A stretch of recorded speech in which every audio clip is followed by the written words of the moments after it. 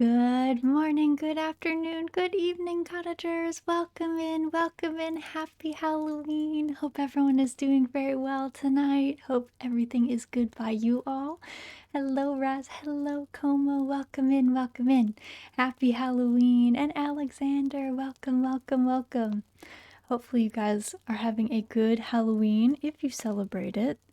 Trick or treat. Sadly, I don't have, well, I guess I do have candy next to me. I guess I do. I'm cuddled up in bed ready to partake in story time. Yay! Welcome in, Guy. Welcome, welcome, welcome. So today we're going to be doing something a little bit different. I didn't want to do a spooky game because I don't really feel like that fits our mode. So we're going to be doing some reading from copyright-free fiction or folklore. I guess it depends on how you look at it.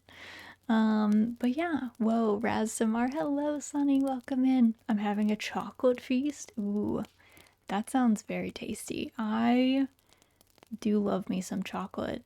I did get some at work today though, so I've been blessed. I guess they had extras from some event or something. They always bring them around and like give them out to people when they have extras, and they make it seem like they've specially ordered them, but I know it's extras. I know they're not actually special ordered for us. We just get whatever is left over. So, I think first up tonight we're going to read The Legend of Sleepy Hollow, which is a short story by Washington Irving. I believe, let's see when this particular version was written. I want to say it was early 19th century. And basically, the author left the city and went up to a very sleepy town in upstate New York that actually exists. The Legend of Sleepy Hollow takes place in a real place, a real town called Tarrytown. And I don't know. I don't know if he was inspired by stories he had already heard there or what, but we've got it here for us. All right, so let's get into it. I think because we're going to be doing reading, I probably won't stop to chat that often, so just take that with a grain of salt. We're going to be like going piece by piece. Maybe I'll stop to like make a comment here or there, get myself something to drink, but I think we're probably just going to kind of plod along. So feel free to get yourself a drink, bundle up in your blanket. Don't worry too much about chatting. And yeah, I hope you guys enjoy. So it starts out, found among the papers of the late Diedrich Knickerbocker. A pleasing land of drowsy head it was, of dreams that wave before the half-shut eye, and of gay castles in the clouds that pass, forever flushing round a summer sky. Castle of Indolence. In the bosom of one of those spacious coves which indent the eastern shore of the Hudson, at that broad expansion of the river denominated by the ancient Dutch navigators the Tappan Zee, and where they always prudently shortened sail and implored the protection of St. Nicholas when they crossed, there lies a small market town or rural port, which by some is called Greensburg, but which is more generally and properly known by the name of Tarrytown. This name was given, we are told, in former days by the housewives of the adjacent country, and from the inveterate propensity of their husbands to linger about the village tavern on market days. Be that as it may, I do not vouch for the fact, but merely advert to it, for the sake of being precise and authentic. Not far from this village, perhaps about 2 miles, there is a little valley, or rather, a lap of land among high hills, which is one of the quietest places in the whole world. A small brook glides through it, with just murmur enough to lull one to repose, and the occasional whistle of a quail or tapping of a woodpecker is almost the only sound that ever breaks in upon the uniform tranquillity.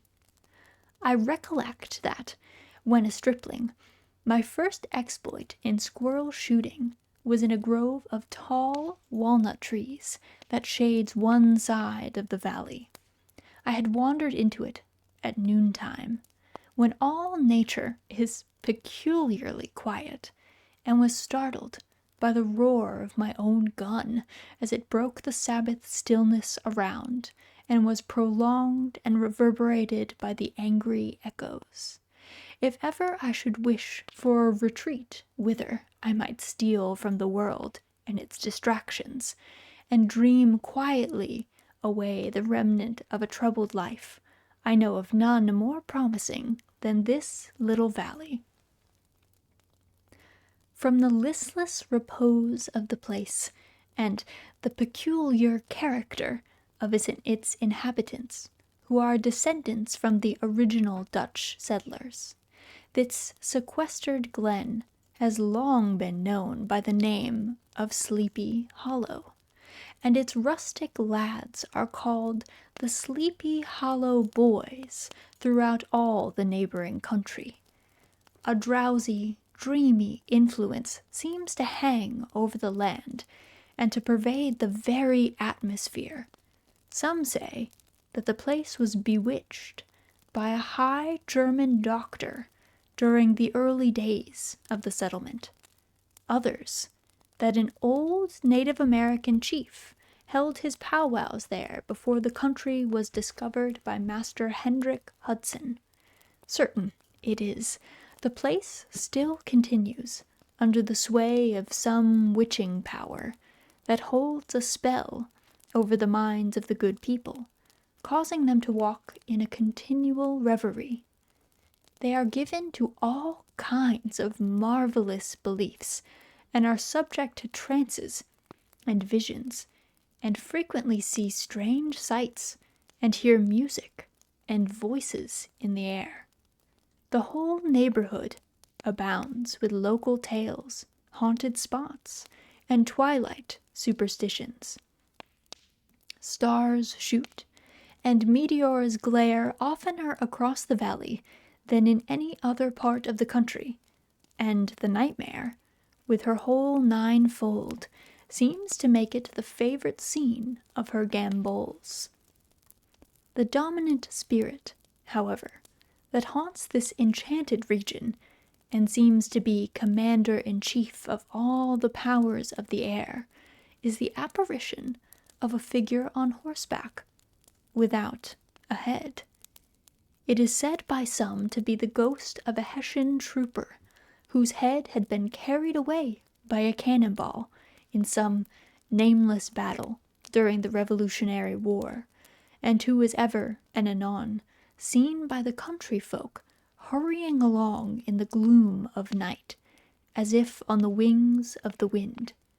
His haunts are not confined to the valley, but extend at times to the adjacent roads, and especially to the vicinity of a church at no great distance.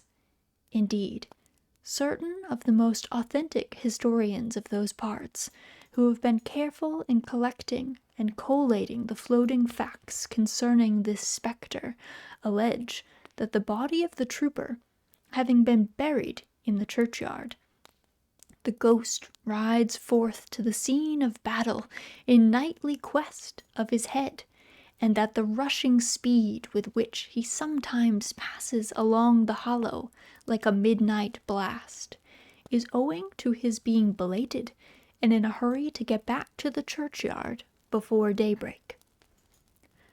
Such is the general purport of this legendary superstition, which has furnished materials for many a wild story in that region of shadows, and the spectre is known at all the country firesides by the name of the Headless Horseman of Sleepy Hollow. It is remarkable that the visionary propensity I have mentioned is not confined to the native inhabitants of the valley, but is unconsciously imbibed by every one who resides there for a time. However wide awake they may have been before they entered that sleepy region, they are sure, in a little time, to inhale the witching influence of the air, and begin to grow imaginative, to dream dreams, and see apparitions. I mention this peaceful spot with all possible laud, for it is in such little retired Dutch valleys, found here and there, embosomed in the great state of New York, that population, manners, and customs remain fixed, while the great torrent of migration and improvement, which is making such incessant changes in other parts of this restless country, sweeps by them unobserved. They are like those little nooks of still water which border a rapid stream, where we may see the straw and bubble riding quietly at anchor, or slowly revolving in their mimic harbor, undisturbed by the rush of the passing current, though many years have elapsed since I trod the drowsy shades of Sleepy Hollow, yet I question whether I should not find the same trees and the same families vegetating in its sheltered bosom. In this by-place of nature, there abode, in a remote period of American history, that is to say, some 30 years since, a worthy wight of the name of Ichabod Crane, who sojourned, or, as he expressed it, tarried, in Sleepy Hollow, for the purpose of instructing the children of the vicinity. He was a native of Connecticut, a state which supplies the Union with pioneers for the mind as well as for the forest, and sends forth yearly its legions of frontier woodsmen and country schoolmasters. The cognomen of Crane was not inapplicable to his person. He was tall, but exceedingly lank, with narrow shoulders, long arms and legs, hands that dangled a mile out of his sleeves, feet that might have served for shovels, and his whole frame most loosely hung together. His head was small and flat at top, with huge ears, large green glassy eyes, and a long snipe nose, so that it looked like a weathercock perched upon his spindle neck to tell which way the wind blew. To see him striding along the profile of a hill on a windy day, with his clothes bagging out and fluttering about him, one might have mistaken him for the genius of famine descending upon the earth, or some scarecrow eloped from a cornfield. His schoolhouse was a low building of one large room, rudely constructed of logs, the windows partly glazed and partly patched with leaves of old copybooks. It was most ingeniously secured at vacant hours by a withy twisted in the handle of the door, and stakes set against the window shutters, so that though a thief might get in with perfect ease, he would find some embarrassment in getting out, an idea most probably borrowed by the architect Jost van Houten from the mystery of an eel pot. The schoolhouse stood in a rather lonely but pleasant situation just at the foot of a woody hill, with a brook running close by, and a formidable birch tree growing at one end of it.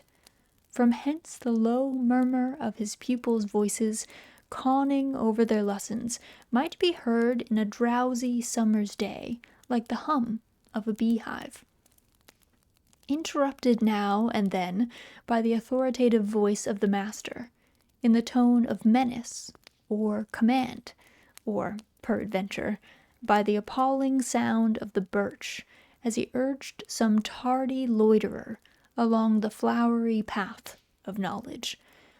Truth to say, he was a conscientious man, and ever bore in mind the golden maxim, spare the rod and spoil the child. Ichabod Crane's scholars certainly were not spoiled. Also, welcome in, Vogon, welcome in. I would not have it imagined, however, that he was one of those cruel potentates of the school who joy in the smart of their subjects. On the contrary, he administered justice with discrimination rather than severity, taking the burden off the backs of the weak and laying it on those of the strong. Your mere puny stripling that winced at the least flourish of the rod was passed by with indulgence, but the claims of justice were satisfied by inflicting a double portion on some little tough wrong-headed broad-skirted Dutch urchin who sulked and swelled and drew dogged and inflicted a chastisement without following it by the assurance, so consolatory to the smarting urchin, that he would remember it and thank him for it the longest day he had to live. When school hours were over, he was even the companion and playmate of the larger boys, and on holiday afternoons would convoy some of the smaller ones home, who happened to have pretty sisters or good housewives for mothers, noted for the comforts of the cupboard. Indeed, it behooved him to keep on good terms with his pupils. The revenue arising from his school was small, and would have been scarcely sufficient to furnish him with daily bread, for he was a huge feeder, and, though lank, had the dilating powers of an anaconda. But to help out his maintenance, he was, according to country custom in those parts, boarded and lodged at the houses of the farmers whose children he instructed. With these he lived successively a week at a time, thus going the rounds of the neighborhood with all his worldly effects tied up in a cotton handkerchief. That all this might not be too onerous on the purses of his rustic patrons, who are apt to consider the cost of schooling a grievous burden, and schoolmasters as mere drones, he had various ways of rendering himself both useful and agreeable. He assisted the farmers occasionally in the light labors of their farms, helped to make hay, mended the fences, took the horses to water, drove the cows from pasture, and cut wood for the winter fire. He laid aside, too, all the dominant dignity and absolute sway with which he lorded it in his little empire, the school, and became wonderfully gentle and ingratiating. He found favor in the eyes of the mothers by petting the children, particularly the youngest, and like the lion bold, with whom so magnanimously the lamb did hold, he would sit with a child on one knee and rock a cradle with his foot for whole hours together. I just need a drink really fast. I like this impression of Ichabod where he's like he's rough and he's tough on his students in the school, but because he likes to eat and he has to live with all of their families, he like plays nice when they're at home, especially if they have pretty sisters that he might want to marry or mothers that can cook very well. Also, welcome in, Sunny. Cozy reading. Yes, welcome, welcome. Happy Halloween. In addition to his other vocations, he was the singing master of the neighborhood, and picked up many bright shillings by instructing the young folks in psalmody. It was a matter of no little vanity to him on Sundays to take his station in front of the church gallery with a band of chosen singers, where, in his own mind, he completely carried away the palm of the parson. Certain it is, his voice resounded far above all the rest of the congregation, and there are peculiar wavers still to be heard in that church, and which may even be heard half a mile off, quite to the opposite end of the mill pond, on a still Sunday morning, which are said to be legitimately descended from the nose of Ichabod Crane.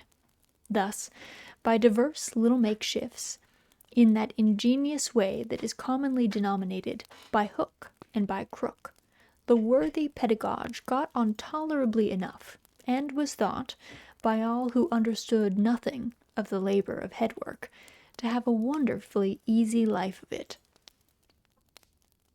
The schoolmaster is generally a man of some importance in the female circle of a rural neighborhood, being considered a kind of idle, gentlemanlike personage of vastly superior taste and accomplishments to the rough country swains, and indeed inferior in learning only to the parson. His appearance, therefore, is apt to occasion some little stir at the tea-table of a farmhouse, and the addition of a supernumerary dish of cakes or sweetmeats, or, peradventure, the parade of a silver teapot. Our man of letters, therefore, was peculiarly happy in the smiles of all the country damsels. How he would figure among them in the churchyard, between services on Sundays, gathering grapes for them from the wild vines that overran the surrounding trees, reciting for their amusement all the epitaphs on the tombstones, or sauntering with a whole bevy of them among the banks of the adjacent mill pond, where the more bashful country bumpkins hung sheepishly back, envying his superior excellence, elegance, and dress.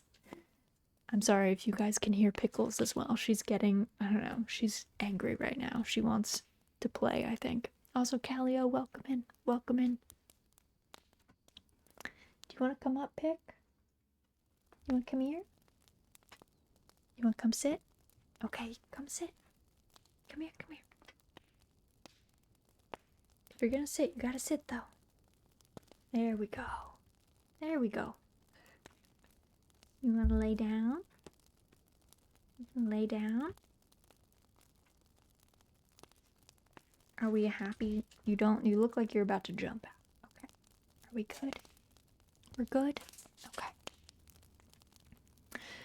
From his half-iterant life, also, he was a kind of traveling gazette, carrying the whole budget of local gossip from house to house, so that his appearance was always greeted with satisfaction. He was, moreover, esteemed by the women as a man of great erudition, for he had read several books quite through, and was a perfect master of Cotton Mather's History of New England Witchcraft, in which, by the way, he most firmly and potently believed. He was, in fact, an odd mixture of small shrewdness and simple credulity. His appetite for the marvelous and his powers of digesting it were equally extraordinary, and both had been increased by his residence in this spellbound region. No tale was too gross or monstrous for his capricious swallow. It was often his delight, after his school was dismissed in the afternoon, to stretch himself on the rich bed of clover bordering the little brook that whimpered by his schoolhouse, and there con over old Mather's direful tales until the gathering dusk of evening made the printed page a mere mist before his eyes. Then he wended his way by swamp and stream and awful woodland to the farmhouse where he happened to be quartered. Every sound of nature, at that witching hour, fluttered his excited imagination. The moan of the whippoorwill from the hillside, the boding cry of the tree-toad, that harbinger of storm, the dreary hooting of the screech-owl, or the sudden rustling in the thicket of birds frightened from their roost. The fireflies, too, which sparkled most vividly in the darkest places, now and then startled him, as one of uncommon brightness would stream across his path, and if, by chance, A huge blockhead of a beetle came winging his blundering flight against him. The poor varlet was ready to give up the ghost, with the idea that he was struck with a witch's token. His only resource on such occasions, either to drown thought or drive away evil spirits, was to sing psalm tunes, and the good people of Sleepy Hollow, as they sat by their doors of an evening, were often filled with awe at hearing his nasal melody, in linked sweetness long drawn out, floating from the distant hill or along the dusky road. Another of his sources of fearful pleasure was to pass long winter evenings with the old Dutch wives as they sat spinning by the fire, with a row of apples roasting and sputtering along the hearth, and listen to their marvelous tales of ghosts and goblins, and haunted fields, and haunted books, and haunted bridges, and haunted houses, and particularly of the headless horseman, or galloping Hessian of the hollow, as they sometimes called him. He would delight them equally by his anecdotes of witchcraft, and of direful omens and portentous sights and sounds in the air, which prevailed in the earlier times of Connecticut, and would frighten them woefully with speculations upon comets and shooting stars, and with the alarming fact that the world did absolutely turn round, and they were half the time topsy-turvy. But if there was a pleasure in all this, while snugly cuddling in the chimney corner of a chamber that was all of a ruddy glow from the crackling wood fire, and where, of course, no spectre dared show its face, it was dearly purchased by the terrors of his subsequent walk homewards. What fearful shapes and shadows beset his path amidst the dim and ghastly glare of a snowy night. With that wistful look did he eye every trembling ray of light streaming across the waste fields from some distant window. How often was he appalled by some shrub covered with snow, which, like a sheeted spectre, beset his very path. How often did he shrink with curdling awe at the sound of his own steps on the frosty crust beneath his feet, and dread to look over his shoulder, lest he should behold some uncouth being tramping close behind him. And how often was he thrown into complete dismay by some rushing blast, howling among the trees, in the idea that it was the galloping Hessian on one of his nightly scourings. All these, however, were mere terrors of the night, phantoms of the mind that walk in darkness, and though he had seen many spectres in his time, and been more than once beset by Satan in diverse shapes, in his lonely perambulations, yet daylight put an end to all these evils, and he would have passed a pleasant life of it, in despite of the devil and all his works, if his path had not been crossed by such a being that causes more perplexity to mortal man than ghosts, goblins, and the whole race of witches put together, and that was a woman. Among the musical disciples who assembled one evening in each week to receive his instructions in psalmody was Katrina Van Tassel, the daughter and only child of a substantial Dutch farmer. She was a blooming lass of fresh 18, plump as a partridge, ripe and melting, and rosy-cheeked as one of her father's peaches, and universally famed, not merely for her beauty, but her vast expectations. She was withal a little of a coquette, as might be perceived even in her dress, which was a mixture of ancient and modern fashions, as most suited to set off her charms. She wore the ornaments of pure yellow gold, which her great-great-grandmother had brought over from Saardam, the tempting stomacher of the olden time, and withal a provokingly short petticoat to display the prettiest foot and ankle in the country round. Ichabod Crane had a soft and foolish heart towards the sex. It is not to be wondered at that so tempting a morsel soon found favour in his eyes, more especially after he had visited her paternal mansion. Old Baltus Van Tassel was a perfect picture of a thriving, contented, liberal-hearted farmer. He seldom, it is true, sent either his eyes or his thoughts beyond the boundaries of his own farm, but within those everything was snug, happy, and well-conditioned. He was satisfied with his wealth, but not proud of it, and piqued himself upon the hardy abundance rather than the style in which he lived. His stronghold was situated on the banks of the Hudson, in one of those green, sheltered, fertile nooks in which the Dutch farmers are so fond of nestling. A great elm tree spread its broad branches over it, at the foot of which bubbled up a spring of the softest and sweetest water, in a little well formed of a barrel, and then stole sparkling away through the grass to a neighbouring brook, that babbled along among alders and dwarf willows. Hard by the farmhouse was a vast barn, that might have served for a church, every window and crevice of which seemed bursting forth with the treasures of the farm. The flail was busy resounding within it from morning to night.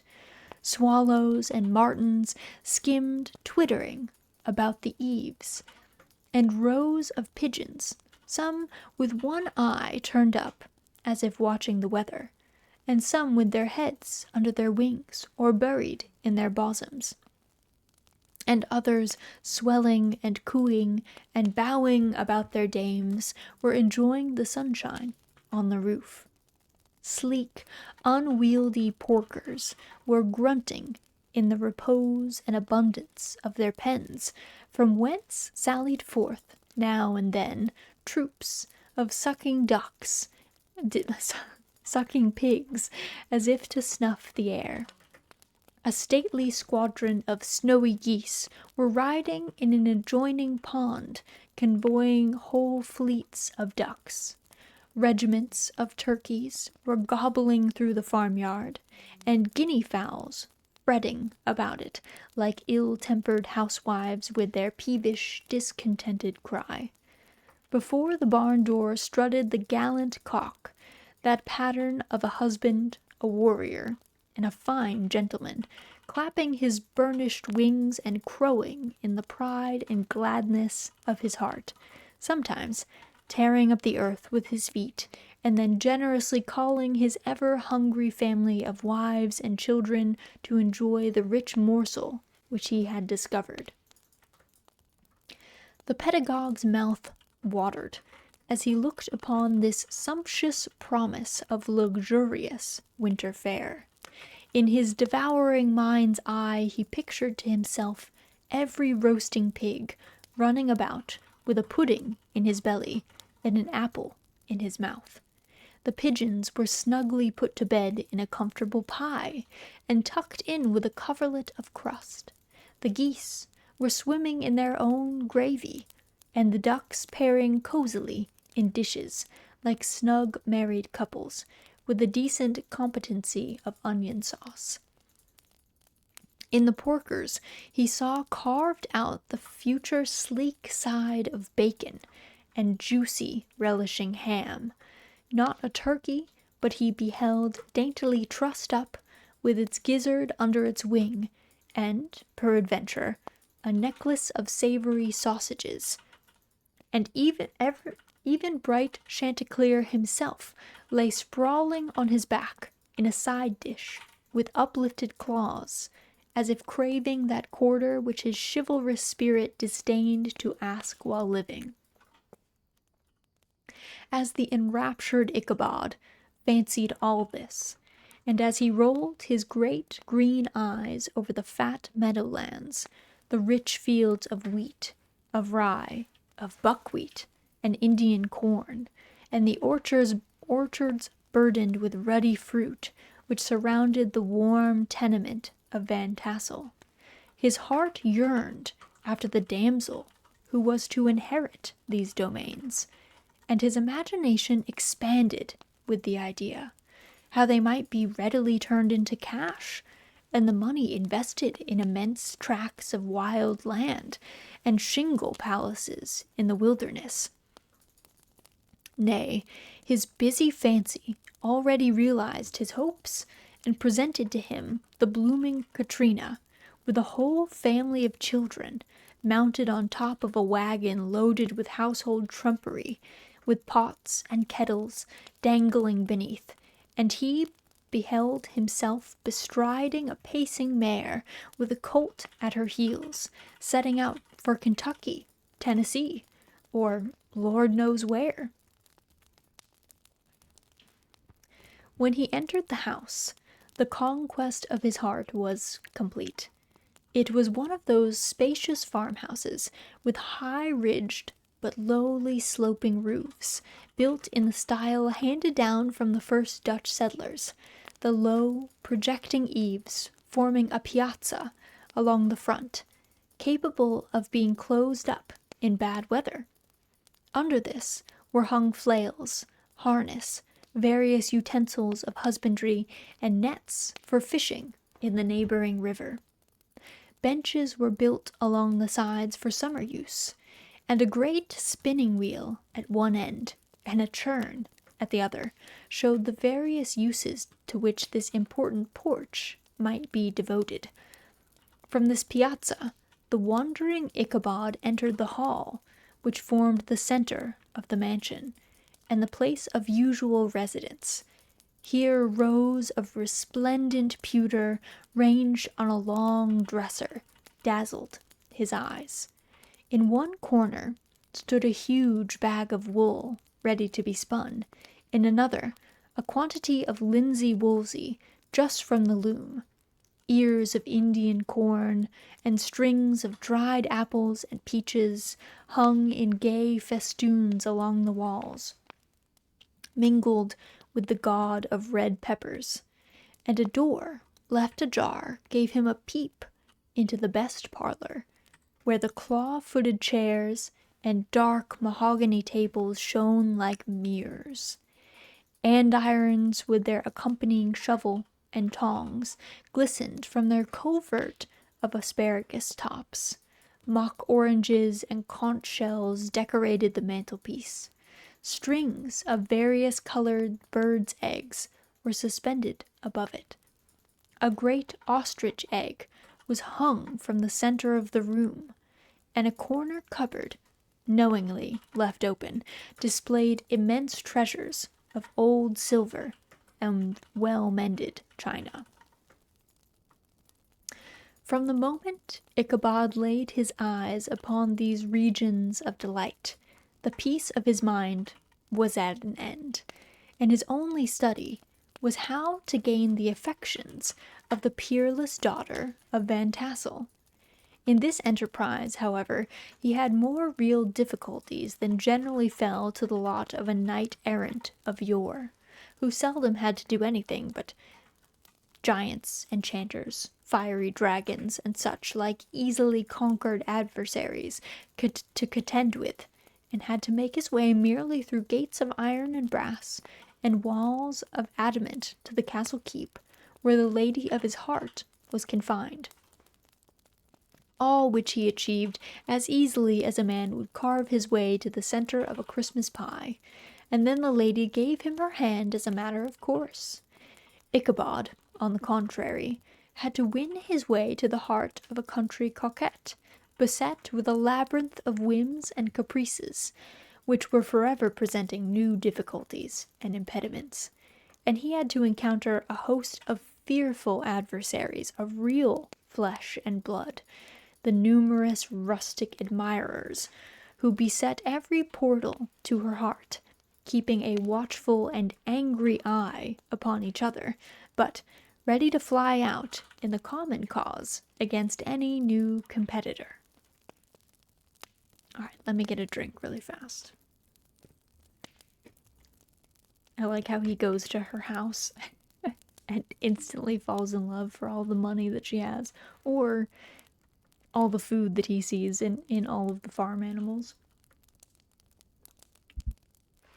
He gets very excited about all the food that they could make out of all those animals, and all the fields, and all the things that he could eat. And is like, this is it. This girl's for me. I have to win her heart now. Among these, the most formidable was a burly, roaring, roistering blade of the name of Abraham, or, according to the Dutch abbreviation, Brom van Brunt, the hero of the country round, which rang with his feats of strength and hardihood. He was broad-shouldered and double-jointed, with short, curly black hair, and a bluff but not unpleasant countenance, having a mingled air of fun and arrogance. From his Herculean frame and great powers of limb, he had received the nickname of Brom Bones, by which he was universally known.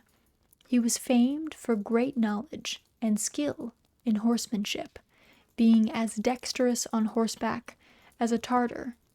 He was foremost at all races and cockfights, and, with the ascendancy which bodily strength always acquires in rustic life, was the umpire in all disputes, setting his hat on one side and giving his decisions with an air and tone that admitted of no gainsay or appeal. He was always ready for either a fight or a frolic, but had more mischief than ill will in his composition, and with all his overbearing roughness, there was a strong dash of waggish good humour at bottom.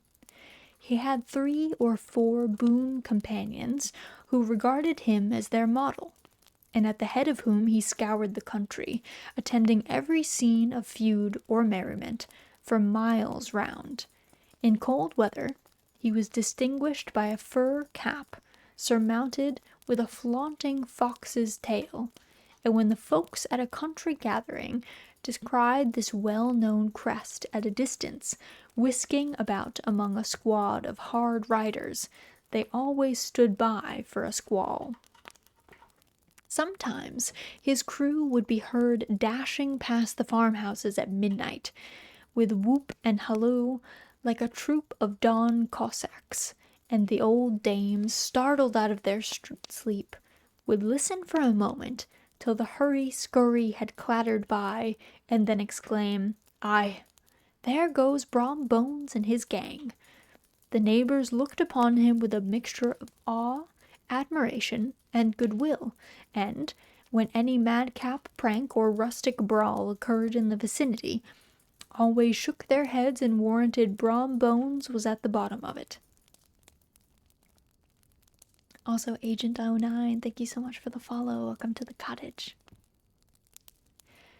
This rantipole hero had for some time singled out the blooming Katrina for the object of his uncouth gallantries, and though his amorous toyings were something like the gentle caresses and endearments of a bear, yet it was whispered that she did not altogether discourage his hopes.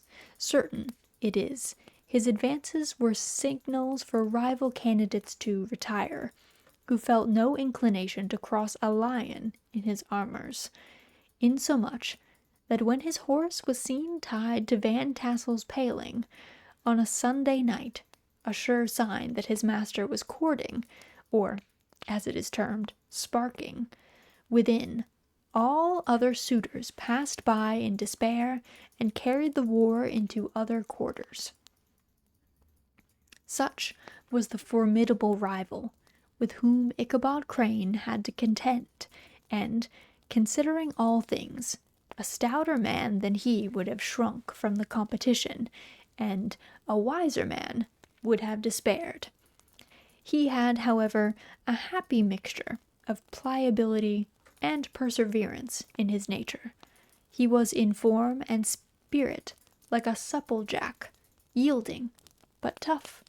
Though he bent, he never broke, and though he bowed beneath the slightest pressure, Yet, the moment it was away, jerk, he was erect and carried his head as high as ever. To have taken the field openly against his rival would have been madness, for he was not a man to be thwarted in his amours any more than that stormy lover Achilles. Ichabod, therefore, made his advances in a quiet and gently insinuating manner. Under cover of his character of singing master, he made frequent visits at the farmhouse. Not that he had anything to apprehend from the meddlesome interference of parents, which is so often a stumbling block in the path of lovers. Balt van Tassel was an easy, indulgent soul. He loved his daughter better than even his pipe, and, like a reasonable man and an excellent father, let her have her way in everything. His notable little wife, too, had enough to attend to her housekeeping and manage her poultry, for, as she sagely observed, ducks and geese are foolish things and must be looked after, but girls can take care of themselves. Thus, while the busy dame bustled about the house, or plied her spinning wheel at one end of the piazza, honest Balt would sit smoking his evening pipe at the other, watching the achievements of a little wooden warrior, who, armed with a sword in each hand, was most valiantly fighting the wind on the pinnacle of the barn. In the meantime, Ichabod would carry on his suit with the daughter by the side of the spring under the great elm, or, sauntering along in the twilight, that hour so favorable to the lover's eloquence. I profess not to know how women's hearts are wooed and won. To me, they have always been matters of riddle and admiration. Some seem to have but one vulnerable point or door of access, while others have 1,000 avenues, and may be captured in 1,000 different ways. It is a great triumph of skill to gain the former, but still greater proof of generalship to maintain possession of the latter. For man must battle for his fortress at every door and window. He who wins 1,000 common hearts is therefore entitled to some renown, but he who keeps undisputed sway over the heart of a coquette is indeed a hero. Certain it is, this was not the case with the redoubtable Brom Bones, and from the moment Ichabod Crane made his advances, the interests of the former evidently declined. His horse was no longer seen tied to the palings on Sunday nights, and a deadly feud gradually arose between him and the preceptor of Sleepy Hollow. Also, Neffy, thank you so much for the follow. Welcome to the cottage. Hope you're doing well. Happy Halloween. Brom, who had a degree of rough chivalry in his nature, would fain have carried matters to open warfare, and have settled their pretensions to the lady, according to the mode of those most concise and simple reasoners, the knights of errant yore, by single combat. But Ichabod was too conscious of the superior might of his adversary to enter the lists against him. He had overheard a boast of Bones that he would, quote, double the schoolmaster up, and lay him on a shelf of his own schoolhouse, end quote, and he was too wary to give him an opportunity. There was something extremely provoking in this obstinately pacific system. It left Brom no alternative but to draw upon the funds of rustic waggery in his disposition, and to play off boorish practical jokes upon his rival. Ichabod became the object of whimsical persecution to Bones and his gang of rough riders. They harried his hitherto peaceful domains, smoked out his singing school by stopping up the chimney, broke into the schoolhouse at night in spite of its formidable fastenings of withy and window stakes, and turned everything topsy-turvy, so that the poor schoolmaster began to think all the witches in the country held their meetings there. But what was still more annoying, Brom took all opportunities of turning him into ridicule in the presence of his mistress, and had a scoundrel dog, whom he taught to whine in the most ludicrous manner, and introduced as a rival of Ichabod's, to instruct her in psalmody. Nice book, by the way. Thank you, thank you. I like my book too. It's a Raz. Hello, Remy. Welcome in. Hope you're doing well. I need to keep drinking. My throat keeps getting like dry. Doing all this reading at once. Okay.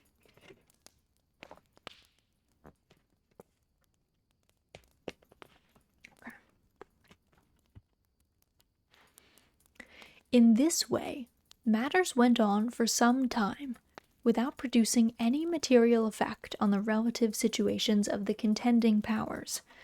On a fine autumnal afternoon, Ichabod, in pensive mood, sat enthroned on the lofty stool from whence he usually watched all the concerns of his little literary realm. In his hand he swayed a ferule, that sceptre of despotic power.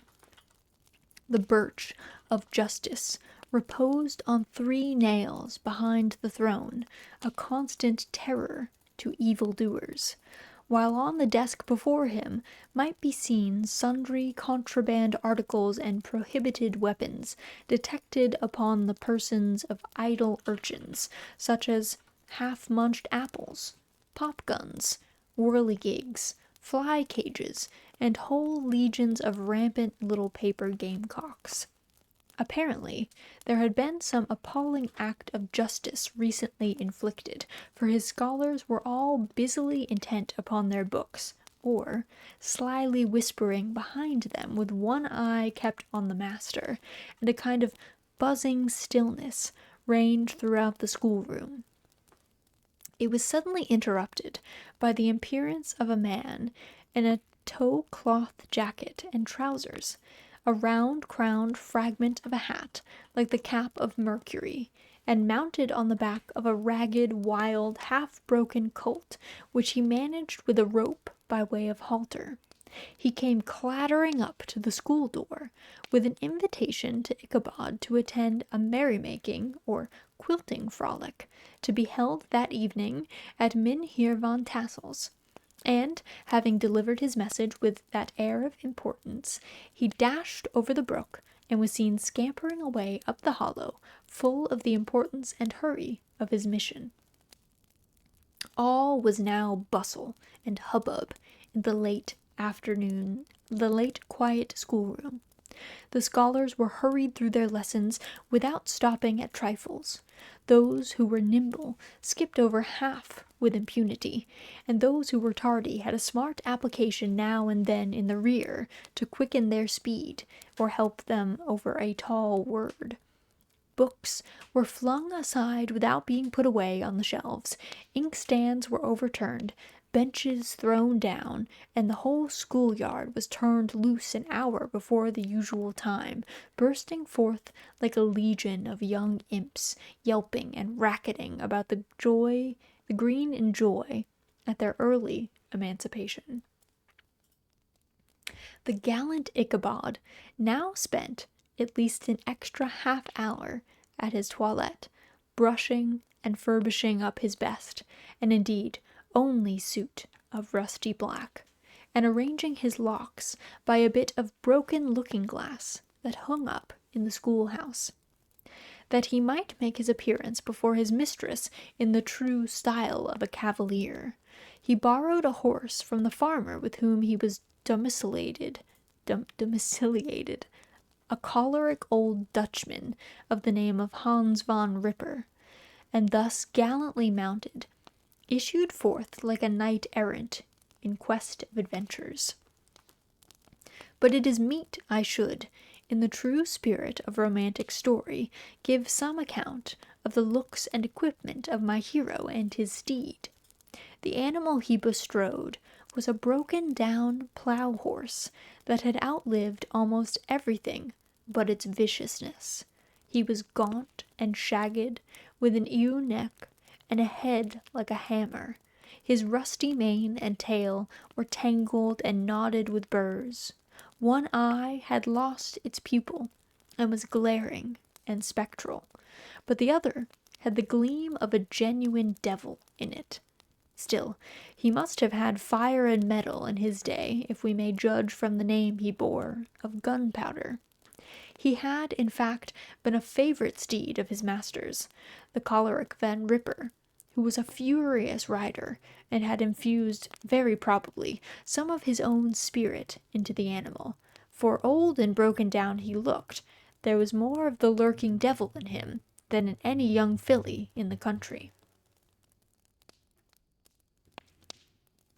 Ichabod was a suitable figure for such a steed. He rode with short stirrups, which brought his knees nearly up to the pommel of the saddle. His sharp elbows stuck out like grasshoppers. He carried his whip perpendicularly in his hand, like a sceptre, and as his horse jogged on, the motion of his arms was not unlike the flapping of a pair of wings. A small wool hat rested on the top of his nose, for so his scanty strip of forehead might be called, and the skirts of his black coat fluttered out almost to the horse's tail. Such was the appearance of Ichabod and his steed as they shambled out of the gate of Hans von Ripper, and it was altogether such an apparition as is seldom met in broad daylight. It was, as I have said, a fine autumnal day. The sky was clear and serene, and nature wore that rich and golden livery which we always associate with the idea of abundance. The forests had put on their sober brown and yellow, while some trees of the tenderer kind had been nipped by the frost into brilliant dyes of orange, purple, and scarlet. Streaming files of wild ducks began to make their appearance high in the air. The bark of the squirrel might be heard from the groves of beech and hickory nuts, and the pensive whistle of the quail at intervals from the neighboring stubble field. The small birds were taking their farewell banquets. In the fullness of their revelry they fluttered, chirping and frolicking from bush to bush and tree to tree, capricious from the very profusion and variety around them. There was the honest cock-robin, the favourite game of stripling sportsmen, with its loud, querulous note, and the twittering blackbirds flying in sable clouds, and the golden-winged woodpecker with his crimson crest, his broad black gorget, and splendid plumage, and the cedar bird with its red-tipped wings and yellow-tipped tail, and its little Montero cap of feathers, and the blue jay, that noisy coxcomb, in his gay light blue coat and white underclothes, screaming and chattering, nodding and bobbing and bowing, and pretending to be on good terms with every songster of the grove. As Ichabod jogged slowly on his way, his eye, ever open to every symptom of culinary abundance, ranged with delight over the treasures of jolly autumn. On all sides he beheld vast store of apples, some hanging in oppressive opulence on the trees, some gathered into baskets and barrels for the market, others heaped up in rich piles for the cider press. Farther on, he beheld great fields of Indian corn, with its golden ears peeping from their leafy coverts, and holding out the promise of cakes and hasty pudding, and the yellow pumpkins lying underneath them, turning up their fair round bellies to the sun, and giving ample prospects of the most luxurious of pies. And anon he passed the fragrant buckwheat fields, breathing the odour of the beehive, and as he beheld them, soft anticipation stole over his mind of dainty slapjacks, well buttered, and garnished with honey or treacle by the delicate little dimpled hand of Katrina von Tassel. Thus, feeding his mind with many sweet thoughts and sugared suppositions. He journeyed along the sides of a range of hills which look out upon some of the goodliest scenes of the mighty Hudson. The sun gradually wheeled his broad disk down in the west. The wide bosom of the Tappan Zee lay motionless and glassy, excepting that here and there a gentle undulation waved and prolonged the blue shadow of the distant mountain. A few amber clouds floated in the sky without a breath of air to move them. The horizon was of fine golden tint, changing gradually into a pure apple green, and from that into the deep blue of the mid-heaven. A slanting ray lingered on the woody crests of the precipices that overhung some parts of the river, giving greater depth to the dark gray and purple of their rocky sides. A sloop was loitering in the distance, dropping slowly down with the tide, her sail hanging uselessly against the mast, and at the reflection of the sky gleaming along the still water, it seemed as if the vessel was suspended in the air. It was toward evening that Ichabod arrived at the castle of the Heer Van Tassel, which he found thronged with the pride and flower of the adjacent country. Old farmers, a spare, leathern-faced race in homespun coats and breeches, blue stockings, huge shoes, and magnificent pewter buckles. Their brisk, withered little dames in close-crimped caps, long-waisted short gowns, homespun petticoats with scissors and pincushions, and gay calico pockets hanging on the outside. Buxom lasses, almost as antiquated as their mothers, excepting where a straw hat, a fine ribbon, or perhaps a white frock gave symptoms of city innovation. The sons in short, square-skirted coats, with rows of stupendous brass buttons, and their hair generally queued in the fashion of the times, especially if they could procure an eel skin for the purpose, it being esteemed throughout the country as a potent nourisher and strengthener of the hair. Brom Bones, however, was the hero of the scene, having come to the gathering on his favorite steed Daredevil, a creature like himself full of mettle and mischief, and which no one but himself could manage. He was, in fact, noted for preferring vicious animals, given to all kinds of tricks which kept the rider in constant risk of his neck, for he held a tractable, well-broken horse as unworthy of a lad of spirit. Fain would I pause to dwell upon the world of charms that burst upon the enraptured gaze of my hero, as he entered the state parlour of Van Tassel's mansion. Not those of the bevy of buxom lasses, with their luxurious display of red and white, but the ample charms of a genuine Dutch country tea-table in the sumptuous time of autumn. Such heaped-up platters of cakes of various and almost indescribable kinds, known only to experienced Dutch housewives. There was the doughty doughnut, the tender olie koek, and the crisp and crumbling cruller, sweet cakes and short cakes, ginger cakes and honey cakes, and the whole family of cakes.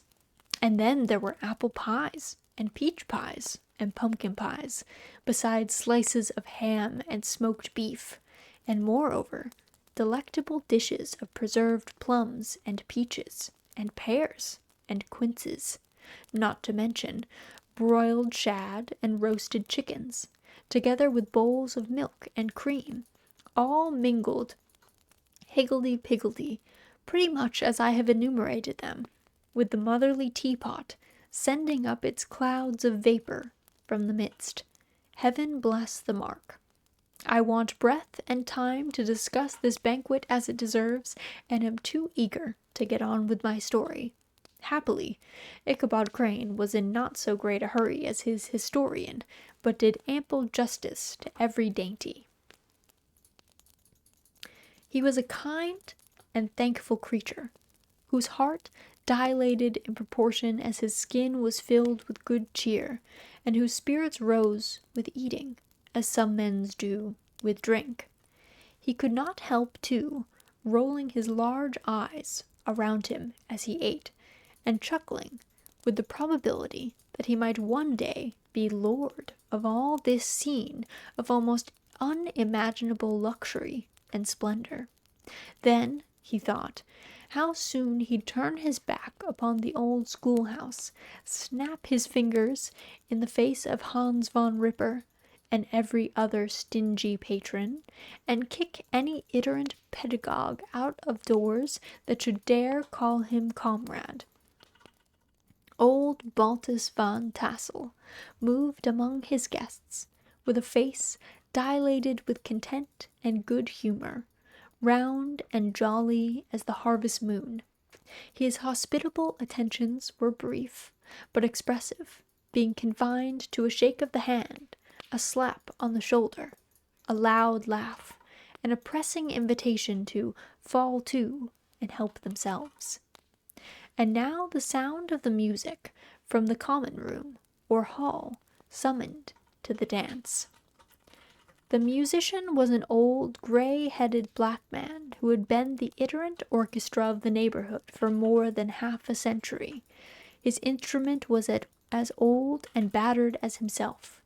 The greatest part of the time he scraped on 2 or 3 strings, accompanying every movement of the bow with a motion of the head, bowing almost to the ground and stamping with his foot whenever a fresh couple were to start.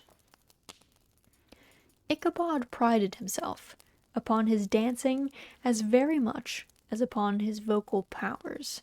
Not a limb, not a fibre about him was idle, and to have seen his loosely hung frame in full motion and clattering about the room, you would have thought Saint Vitus himself had blessed that blessed patron of the dance, was figuring before you in person.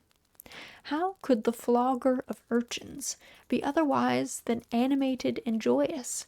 The lady of his heart was his partner in the dance, and smiling graciously in reply to all his amorous oglings, while Brom Bones, sorely smitten with love and jealousy, sat brooding by himself in one corner.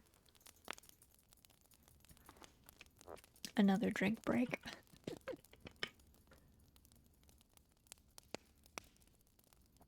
Pickles is trying so hard to groom on my lap, but she's very loud when she does that, so I've asked her not to do that.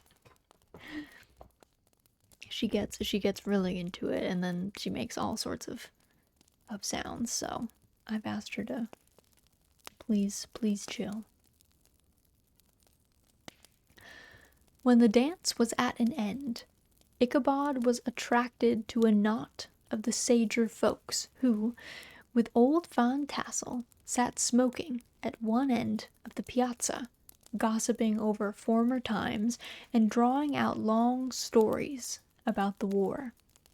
This neighborhood, at the time of which I am speaking, was one of those highly favored places which abound with chronicle and great men. British and American line had run near it during the war. It had therefore been the scene of marauding and infested with refugees, cowboys, and all kinds of border chivalry. Just sufficient time had elapsed to enable each storyteller to dress up his tale with a little becoming fiction, and, in the indistinctness of his recollection, to make himself the hero of every exploit. There was the story of Dolf Martling, a large blue-bearded Dutchman, who had nearly taken a British frigate with an old iron 9-pounder from mud breastwork, only that his gun burst at the 6th discharge. And there was an old gentleman who shall be nameless, being too rich a mynheer to be lightly mentioned, who, in the battle of White Plains, being an excellent master of defence, parried a musket ball with a small sword, insomuch that he absolutely felt it whiz round the blade and glance off the hilt, in proof of which he was ready at any time to show the sword, with the hilt a little bent. There were several more that had been equally great in the field, not one of whom but was persuaded that he had a considerable hand in bringing the war to a happy termination. But all those were nothing to the tales of ghosts and apparitions that succeeded. The neighborhood is rich in legendary treasures of the kind. Local tales and superstitions thrive best in these sheltered, long-settled retreats, but are trampled underfoot by the shifting throng that forms the population of most of our country places. Besides, there is no encouragement for ghosts in most of our villages, for they have scarcely had time to finish their first nap and turn themselves in their graves before their surviving friends have travelled away from the neighborhood, so that when they turn out at night and walk their rounds, they have no acquaintance left to call upon. This is perhaps the reason why we so seldom hear of ghosts except in our long-established Dutch communities. The immediate cause, however, of the prevalence of supernatural stories in these parts was doubtless owing to the vicinity of Sleepy Hollow. There was a contagion in the very air that blew from that haunted region. It breathed forth an atmosphere of dreams and fancies infecting all the land. Several of the Sleepy Hollow people were present at Van Tassel's, and as usual were doling out their wild and wonderful legends. Many dismal tales were told about funeral trains, and mourning cries, and wailings heard and seen about the great tree where the unfortunate Major Andre was taken, and which stood in the neighborhood. Some mention was made also of the woman in white that haunted the dark glen at Raven Rock, and was often heard to shriek on winter nights before a storm, having perished there in the snow. The chief part of the stories, however, turned upon the favorite spectre of Sleepy Hollow, the headless horseman, who had been heard several times of late patrolling the country, and, it was said, tethered his horse nightly among the graves in the churchyard. The sequestered situation of this church seems always to have made it a favorite haunt of troubled spirits. It stands on a knoll, surrounded by locust trees and lofty elms, from among which its decent, whitewashed walls shine modestly forth, like Christian purity beaming through the shades of retirement. A gentle slope descends from it to a silver sheet of water, bordered by high trees, between which peeps may be caught at the blue hills of the Hudson. To look upon its grass-grown yard, where the sunbeams seem to sleep so quietly, one would think there at least the dead might rest in peace. On one side of the church extends a wide, woody dell, along which raves a large brook among broken rocks and trunks of fallen trees. Over a deep, black part of the stream, not far from the church, was formerly thrown a wooden bridge.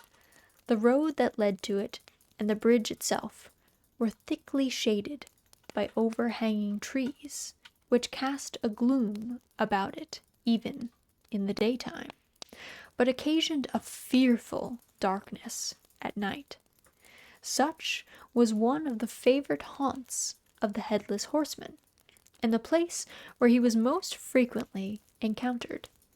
The tale was told of old Brower, the most heretical disbeliever in ghosts, how he met the horseman returning from his foray into Sleepy Hollow, and was obliged to get up behind him, how they galloped over bush and brake, over hill and swamp, until they reached the bridge, where the horseman suddenly turned into a skeleton, threw old Brewer into the brook, and sprang away over the treetops with a clap of thunder. Hello, Owie. Welcome in. Happy Halloween. We are reading The Legend of Sleepy Hollow. We're about 3/4 of the way through, I guess. Somewhere around there. This story was immediately matched by a thrice marvelous adventure of Brom Bones, who made light of the galloping Hessian as an errant jockey. He affirmed that on returning one night from the neighboring village of Sing Sing, he had been overtaken by this midnight trooper, that he had offered to race him for a bowl of punch, and should have won it too, for Daredevil beat the goblin horse all hollow. But just as they came to the church bridge, the Hessian bolted and vanished in a flash of fire. All these tales, told in that drowsy undertone with which men talk in the dark, the countenances of the listeners only now and then receiving a casual gleam from the glare of a pipe, sank deep in the mind of Ichabod. He repaid them in kind with large extracts from his invaluable author, Cotton Mather, and added many marvelous events that had taken place in his native state of Connecticut, and fearful sights which he had seen in his nightly walks about Sleepy Hollow. The revel, now gradually broken up, the old farmers gathered together their families in their wagons, and were heard for some time rattling along the hollow roads and over the distant hills. Some of the damsels mounted on pillions behind their favorite swains, their light-hearted laughter, mingling with the clatter of hoofs, echoed along the silent woodlands, sounding fainter and fainter, until they gradually died away, and the late scene of noise and frolic was all silent and deserted. Ichabod only lingered behind, according to the custom of country lovers, to have a tete-a-tete with the heiress, fully convinced that he was now on the high road to success. What passed at this interview I will not pretend to say, for in fact I do not know. Something, however, I fear me, must have gone wrong, for he certainly sallied forth, after no very great interval, with an air quite desolate and chapfallen. Oh, these women, these women! Could that girl have been playing off any of her coquettish tricks? Was her encouragement of the poor pedagogue all a mere sham to secure her conquest of his rival? Heaven only knows, not I. Let it suffice to say, Ichabod stole forth with the air of one who had been sacking a hen-roost rather than a fair lady's heart, without looking to the right or left to notice the scene of rural wealth on which he had so often gloated. He went straight to the stable, and with several hearty cuffs and kicks, roused his steed most uncourteously from the comfortable quarters in which he was soundly sleeping, dreaming of mountains of corn and oats, and whole valleys of timothy and clover. I want to race demons for bowls of fruit punch. Me too. That sounds pretty fun. Apparently Brom also thought it was pretty fun. Apparently he was big into that.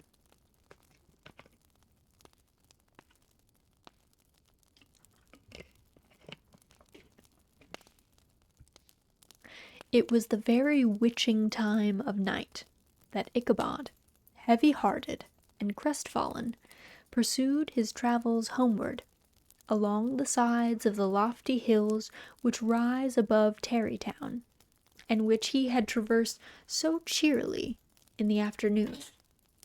Oh my goodness, that was a big sneeze, Miss Pickles.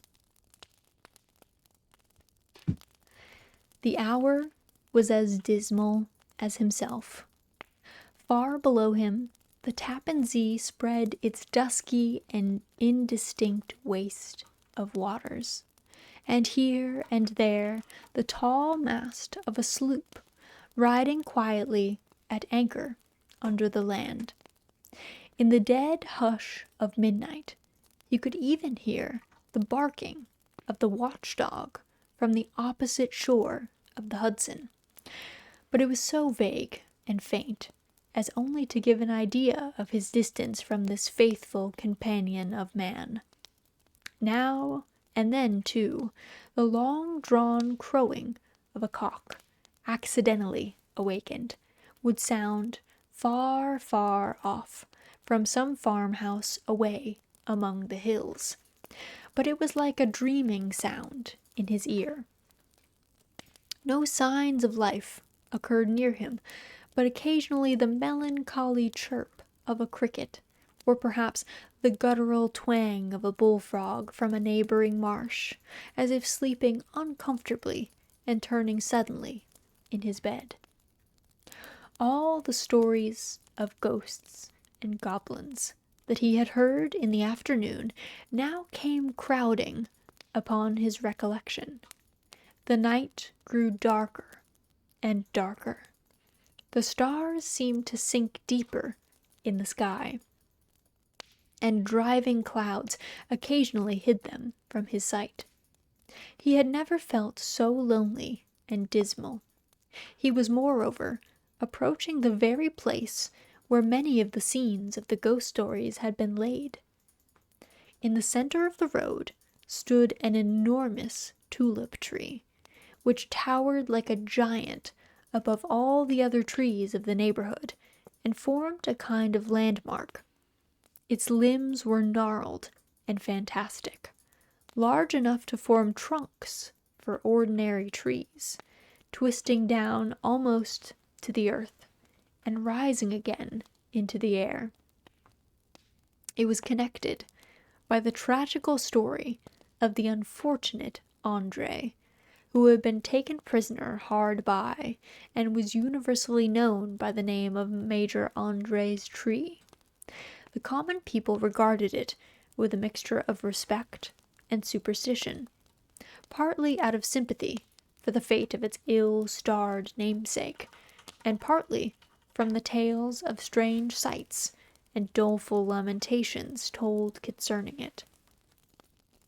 As Ichabod approached this fearful tree, he began to whistle. He thought his whistle was answered, but it was but a blast sweeping sharply through the dry branches. As he approached a little nearer, he thought he saw something white hanging in the middle of the tree. He paused and ceased whistling, but on looking more narrowly, he perceived it was a place where the tree had been scathed by lightning, and the white wood laid bare. Suddenly he heard a groan, his teeth chattered, and his knees smote against the saddle. It was but the rubbing of one large bough upon another, as they swayed about by the breeze. He passed the tree in safety, but new perils lay before him. About 200 yards from the tree, a small brook crossed the road and ran into a marshy and thickly wooded glen, known by the name of Wiley's Swamp. A few rough logs, laid side by side, served for a bridge over this stream. On that side of the road where the brook entered the wood, a group of oaks and chestnuts, matted thick with wild grapevines, threw a cavernous gloom over it. and to pass this bridge was the severest trial. It was at this identical spot that the unfortunate Andre was captured, and under the covert of those chestnuts and vines were the sturdy yeomen concealed who surprised him.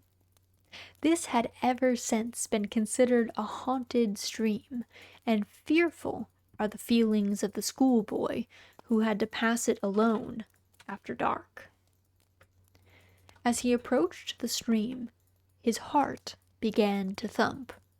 He summoned up, however, all his resolution, gave his horse half a score of kicks in the ribs, and attempted to dash briskly across the bridge. But instead of starting forward, the perverse old animal made a lateral movement, and ran broadside against the fence. Ichabod, whose fears increased with the delay, jerked the reins on the other side, and kicked lustily with the contrary foot. It was all in vain. His steed started, it is true, but it was only to plunge to the opposite side of the road into a thicket of brambles and alder bushes.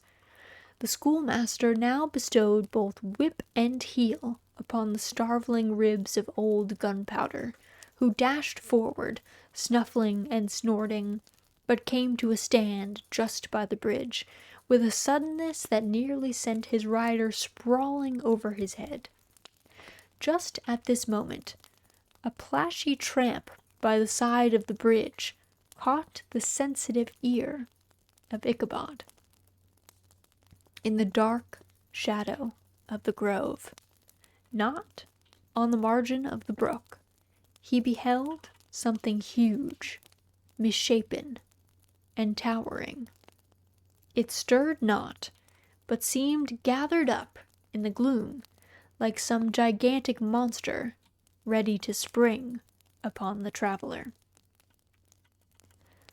The hair of the affrighted pedagogue rose above his head with terror.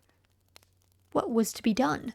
To turn and fly was now too late, and besides, what chance was there of escaping ghost or goblin, if such it was, which could ride upon the wings of the wind?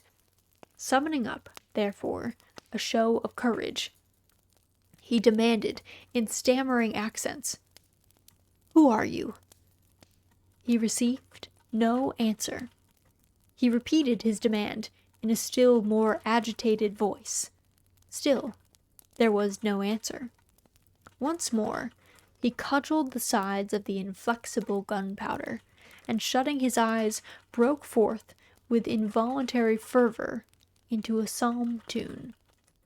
Just then, the shadowy object of alarm put itself in motion, and with a scramble and a bound, stood at once in the middle of the road.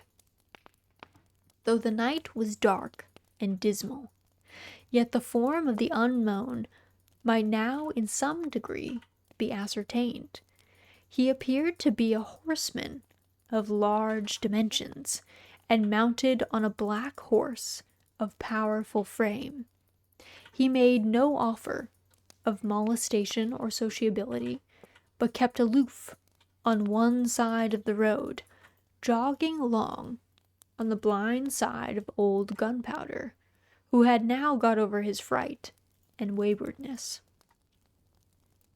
Ichabod, who had no relish for this strange midnight companion, and bethought himself of the adventure of Brom Bones with the galloping Hessian, now quickened his steed in hopes of leaving him behind. The stranger, however, quickened his horse to an equal pace. Ichabod pulled up and fell into a walk, thinking to lag behind. The other did the same. His heart began to sink within him. He endeavored to resume his psalm tune, but his parched tongue clove to the roof of his mouth, and he could not utter a stave. There was something in the moody and dogged silence of this pertinacious companion that was mysterious and appalling. It was soon fearfully accounted for. On mounting a rising ground, which brought the figure of his fellow traveler in relief against the sky, gigantic in height, and muffled in a cloak, Ichabod was horror-struck on perceiving that he was headless. But his horror was still more increased on observing that the head, which should have rested on his shoulders, was carried before him on the pommel of his saddle. His terror rose to desperation. He rained a shower of kicks and blows upon Gunpowder, hoping by a sudden movement to give his companion the slip. But the spectre started full jump with him. Away then they dashed through thick and thin, stones flying and sparks flashing at every bound. Ichabod's flimsy garments fluttered in the air as he stretched his long, lank body away over the horse's head in the eagerness of his flight. They had now reached the road, which turns off to Sleepy Hollow, but Gunpowder, who seemed possessed with a demon, instead of keeping up it, made an opposite turn, and plunged headlong downhill to the left. This road leads through a sandy hollow shaded by trees for about 1/4 of a mile, where it crosses the bridge famous in goblin story, and just beyond swells the green knoll on which stands the whitewashed church. As yet, the panic of the steed... Oh, I tried to do head pats and then I moved up. As yet, the panic of the steed had given his unskillful rider an apparent advantage in the chase. But just as he got halfway through the hollow, the girths of the saddle gave way, and he felt it slipping from under him. He seized it by the pommel, endeavoring to hold it firm, but in vain, and had just time to save himself by clasping old Gunpowder round the neck when the saddle fell to the earth, and he heard it trampled underfoot by his pursuer. For a moment the terror of Hans von Ripper's wrath passed across his mind, for it was his Sunday saddle. But this was no time for petty fears. The goblin was hard on his haunches, and unskilful rider that he was, he had much ado to maintain his seat, sometimes slipping to one side, sometimes on another, and sometimes jolted on the high ridge of the horse's backbone, with a violence that he verily feared would cleave him asunder. An opening in the trees now cheered him with the hopes that the church bridge was at hand. The wavering reflection of a silver star in the bosom of the brook told him that he was not mistaken. He saw the walls of the church dimly glaring under the trees beyond. He recollected the place where Brom Bones's ghostly competitor had disappeared. "If I can but reach that bridge," thought Ichabod, "I am safe." Just then he heard the black steed panting and blowing close behind him. He even fancied that he felt his hot breath. Another convulsive kick in the ribs, and old Gunpowder sprang upon the bridge. He thundered over the resounding planks. He gained the opposite side, and now Ichabod cast a look behind to see if his pursuer should vanish, according to rule, in a flash of fire and brimstone. Just when he saw the goblin rising in his stirrups, and in the very act of hurling his head at him, Ichabod endeavored to dodge the horrible missile, but too late. It encountered his cranium with a tremendous crash. He was tumbled headlong into the dust, and Gunpowder, the black steed, and the goblin rider passed by like a whirlwind. The next morning, the old horse was found without his saddle, and with the bridle under his feet, soberly cropping the grass at his master's gate.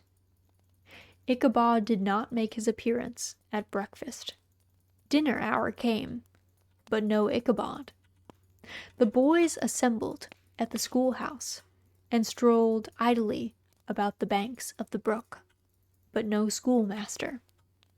Hans von Ripper now began to feel some uneasiness about the fate of poor Ichabod and his saddle. An inquiry was set on foot, and after diligent investigation, they came upon his traces. In one part of the road leading to the church was found the saddle, trampled in the dirt. The tracks of horses' hooves deeply dented in the road, and evidently at furious speed, were traced to the bridge, beyond which, on the bank of a broad part of the brook, where the water ran deep and black, was found the hat of the unfortunate Ichabod, and close beside it a shattered pumpkin. The brook was searched, but the body of the schoolmaster was not to be discovered.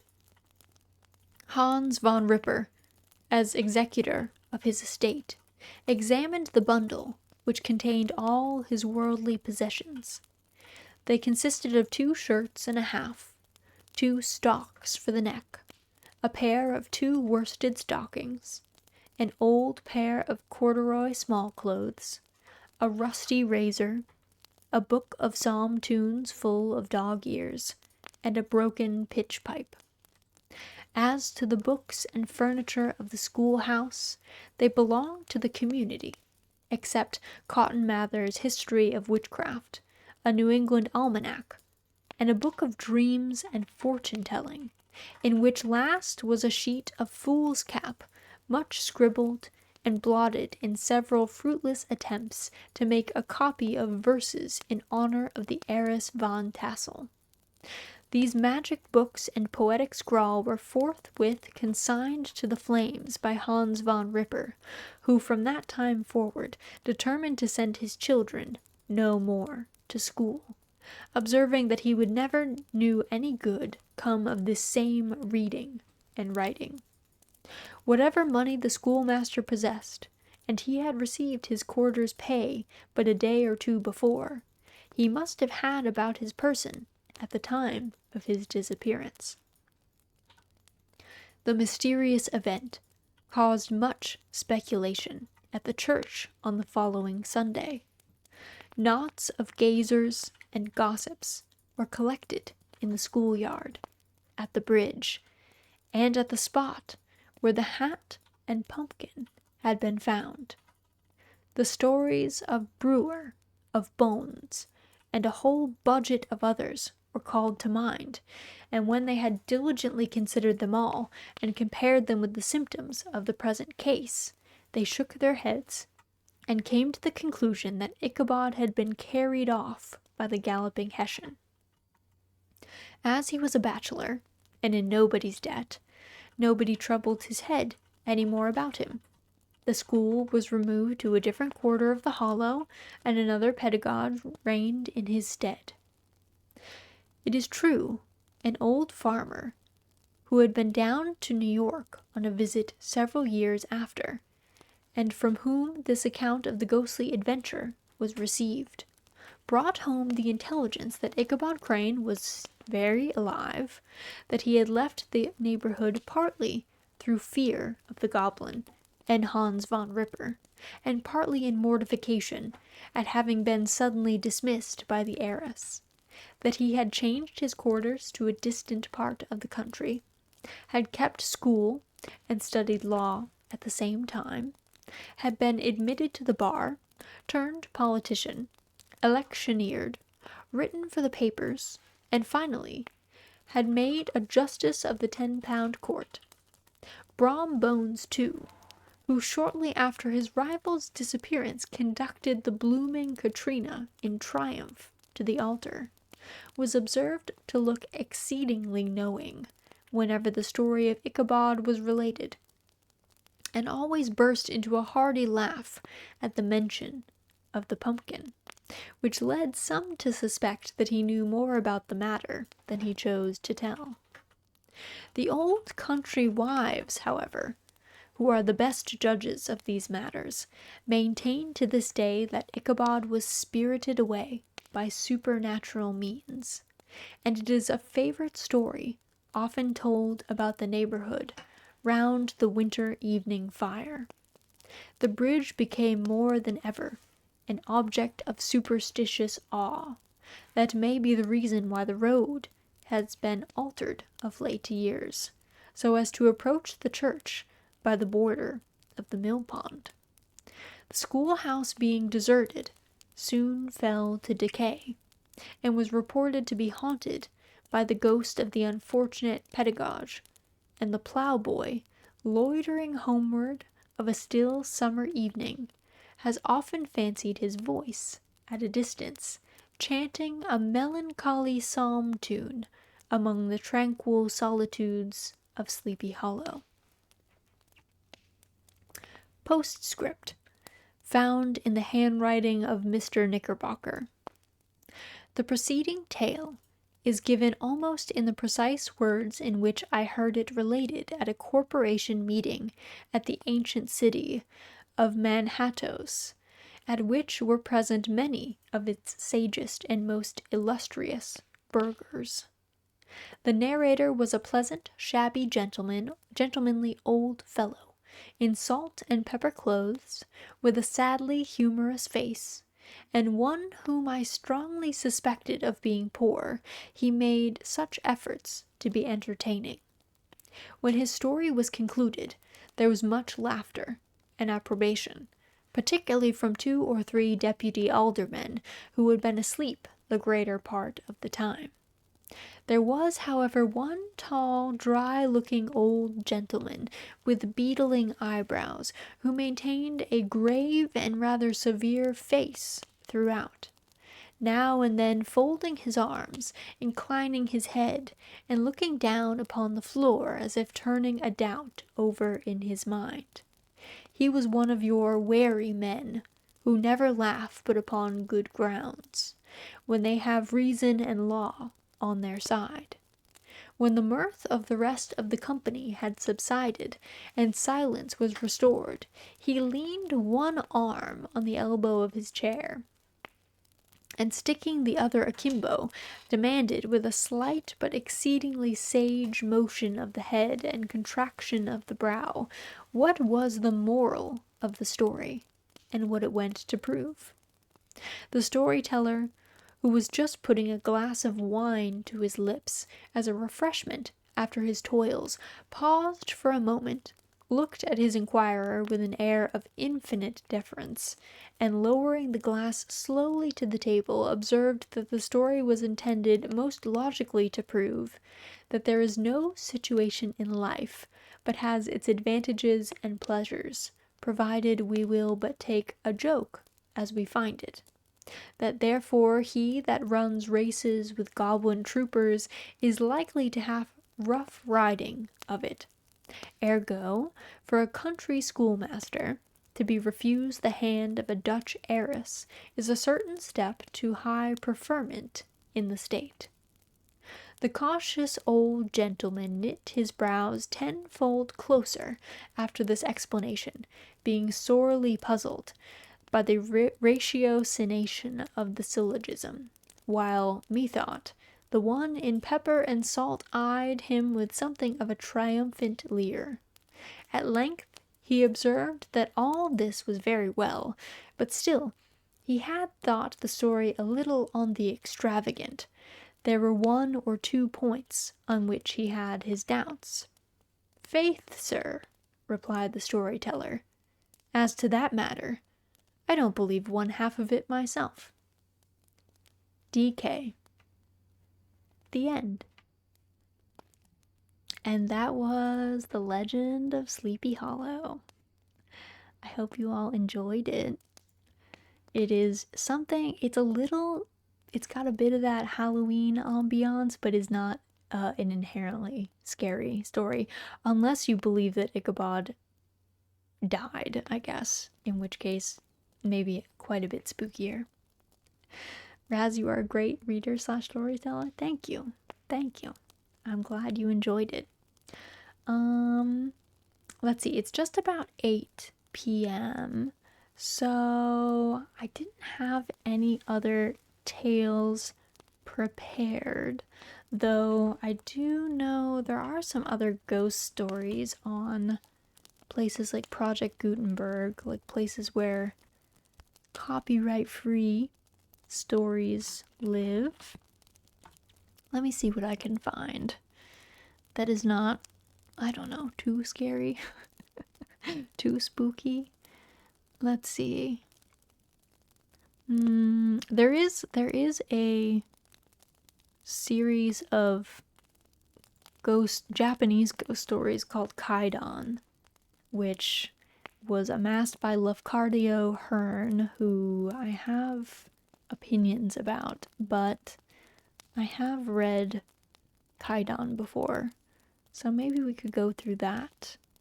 But first, I think I need to feed Miss Pickles, so I'm gonna put you guys on a bit of a break screen. But when I come back, we can read some of Kwaidan, because it's a bunch of like famous Japanese ghost stories, like famous folklore, I guess. So yeah, I'm gonna put you guys on a bit of a break screen. Feel free to get up, stretch, get a snack, all that good stuff, and then we'll come back and we'll read some ghost stories, and hopefully they're fun. But yeah, so I'll put you on that quick break screen, and then I'll see you guys back here in a few.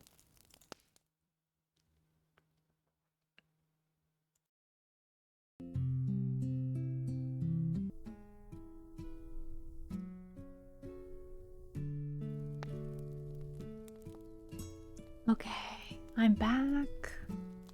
Sorry about that. Let me also turn the music off. I had to take a second. I got, I don't know, a whisper of someone spamming me with some awful stuff. So I was like, you know what? Let me take a minute to do a quick report and block situation, but we are all good. It could have been a bot, to be honest. Hard to say. Anywho, I'm back. Konnichiwa, my fellow Halloweenies. Hello, Lore. Welcome in, welcome in. Hope you're doing well. Hope things are good by you. So I think we're going to swap, since we just finished The Legend of Sleepy Hollow, I think we're going to swap to reading part of Kwaidan, which is like an anthology of folklore ghost stories from Japan. Some of them I think are actually Chinese in origin as well. It was compiled by Lafcadio Hearn, who is like not my favorite person, but it's not a bad anthology of like stories, at least. Let's see, what should we start with? What should we do first?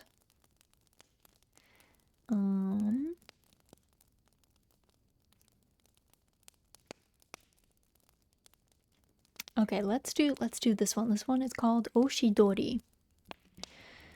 There was a falconer and hunter named Sonjo who lived in the district called Tamara no Go of the province of Mutsu. One day he went out hunting and could not find any game. But on his way home, at a place called Akanuma, he perceived a pair of Oshidori, mandarin ducks, swimming together in a river that he was about to cross. To kill Oshidori is not good, but Sonjo happened to be very hungry, and he shot at the pair. His arrow pierced the male. The female escaped into the rushes of the further shore and disappeared. Sonjo took the dead bird home and cooked it. That night he dreamed a dreary dream. It seemed to him that a beautiful woman came into his room and stood by his pillow and began to weep. So bitterly did she weep that Sonjo felt as if his heart were being torn out while he listened. And the woman cried to him, "Why, oh, why did you kill him? Of what wrong was he guilty? At Akanuma we were so happy together, and you killed him. What harm did he ever do you? Do you even know what you have done? Oh, do you know what a cruel, what a wicked thing you have done? Me, too, you have killed, for I will not live without my husband. Only to tell you this, I came." Then again she wept aloud so bitterly that the voice of her cry pierced into the marrow of the listener's bones, and she sobbed out the words of this poem. Hi kureru reba, sasoeshi mono o, akanuma no, makomo no kure no, hitori ne zouki. At the coming of twilight, I invited him to return with me, now to sleep alone in the shadow of the rushes of Akanuma. Ah, what misery unspeakable! And after having uttered these verses, she exclaimed, "Ah, you do not know, you cannot know what you have done, but tomorrow, when you go to Akanuma, you will see, you will see." So saying, and weeping very piteously, she went away. When Sanjo awoke in the morning, this dream remained so vivid in his mind that he was greatly troubled. He remembered the words, "But tomorrow, when you go to Akanuma, you will see, you will see." And he resolved to go there at once, that he might learn whether his dream was anything more than a dream. So he went to Akanuma, and there, when he came to the river bank, he saw the female Oshidori swimming alone. In the same moment, pickles were in the middle of this. In the same moment, the bird perceived Sanjo, but instead of trying to escape, she swam straight towards him, looking at him the while in a strange, fixed way. Then, with her beak, she suddenly tore open her own body and died before the hunter's eyes. Sanjo shaved his head and became a priest. So I guess the moral of that story is do not kill ducks, mandarin ducks, because they are maybe actually people or have ghosts of some kind. Is that right, baby? Is that right, little pickles? The moral of the story is to kill two birds with one stone. Maybe. Yeah, maybe the story is that you have to kill both of them. Alright, this one is called The Story of Ote. A long time ago, in the town of Niigata, in the province of Echizen, there lived a man named Nagao Chosei. Nagao was the son of a physician and was educated for his father's profession. At an early age, he had been betrothed to a girl called Ote, the daughter of one of his father's friends, and both families had agreed that the wedding should take place as soon as Nagao had finished his studies. But the health of Ote proved to be weak, and in her 15th year she was attacked by a fatal consumption. When she became aware that she must die, she sent for Nagao to bid him farewell. As he knelt at her bedside, she said to him, "Nagao-sama, my betrothed, we were promised to each other from the time of our childhood, and we were to be married at the end of this year. But now I am going to die. The gods know what is best for us. If I were able to live for some years longer, I could only continue to be a cause of trouble and grief for others. With this frail body, I could not be a good wife, and therefore, even to wish to live for your sake would be a very selfish wish. I am quite resigned to die, and I want you to promise that you will not grieve. Besides, I want to tell you that I think we shall meet again." "Indeed, we shall meet again," Nagao answered earnestly, "and in the Pure Land there will be no pain of separation." Nay, nay, she responded softly. I meant not the Pure Land. I believe that we are destined to meet again in this world, although I shall be buried tomorrow. Nagao looked at her wonderingly, and saw her smile at his wonder. She continued in her gentle, dreamy voice. Yes, I mean in this world, in your own present life, Nagao-sama, providing, indeed, that you wish it. Only, for this thing to happen, I must again be born a girl, and grow up to womanhood. So you would have to wait 15, 16 years. That is a long time.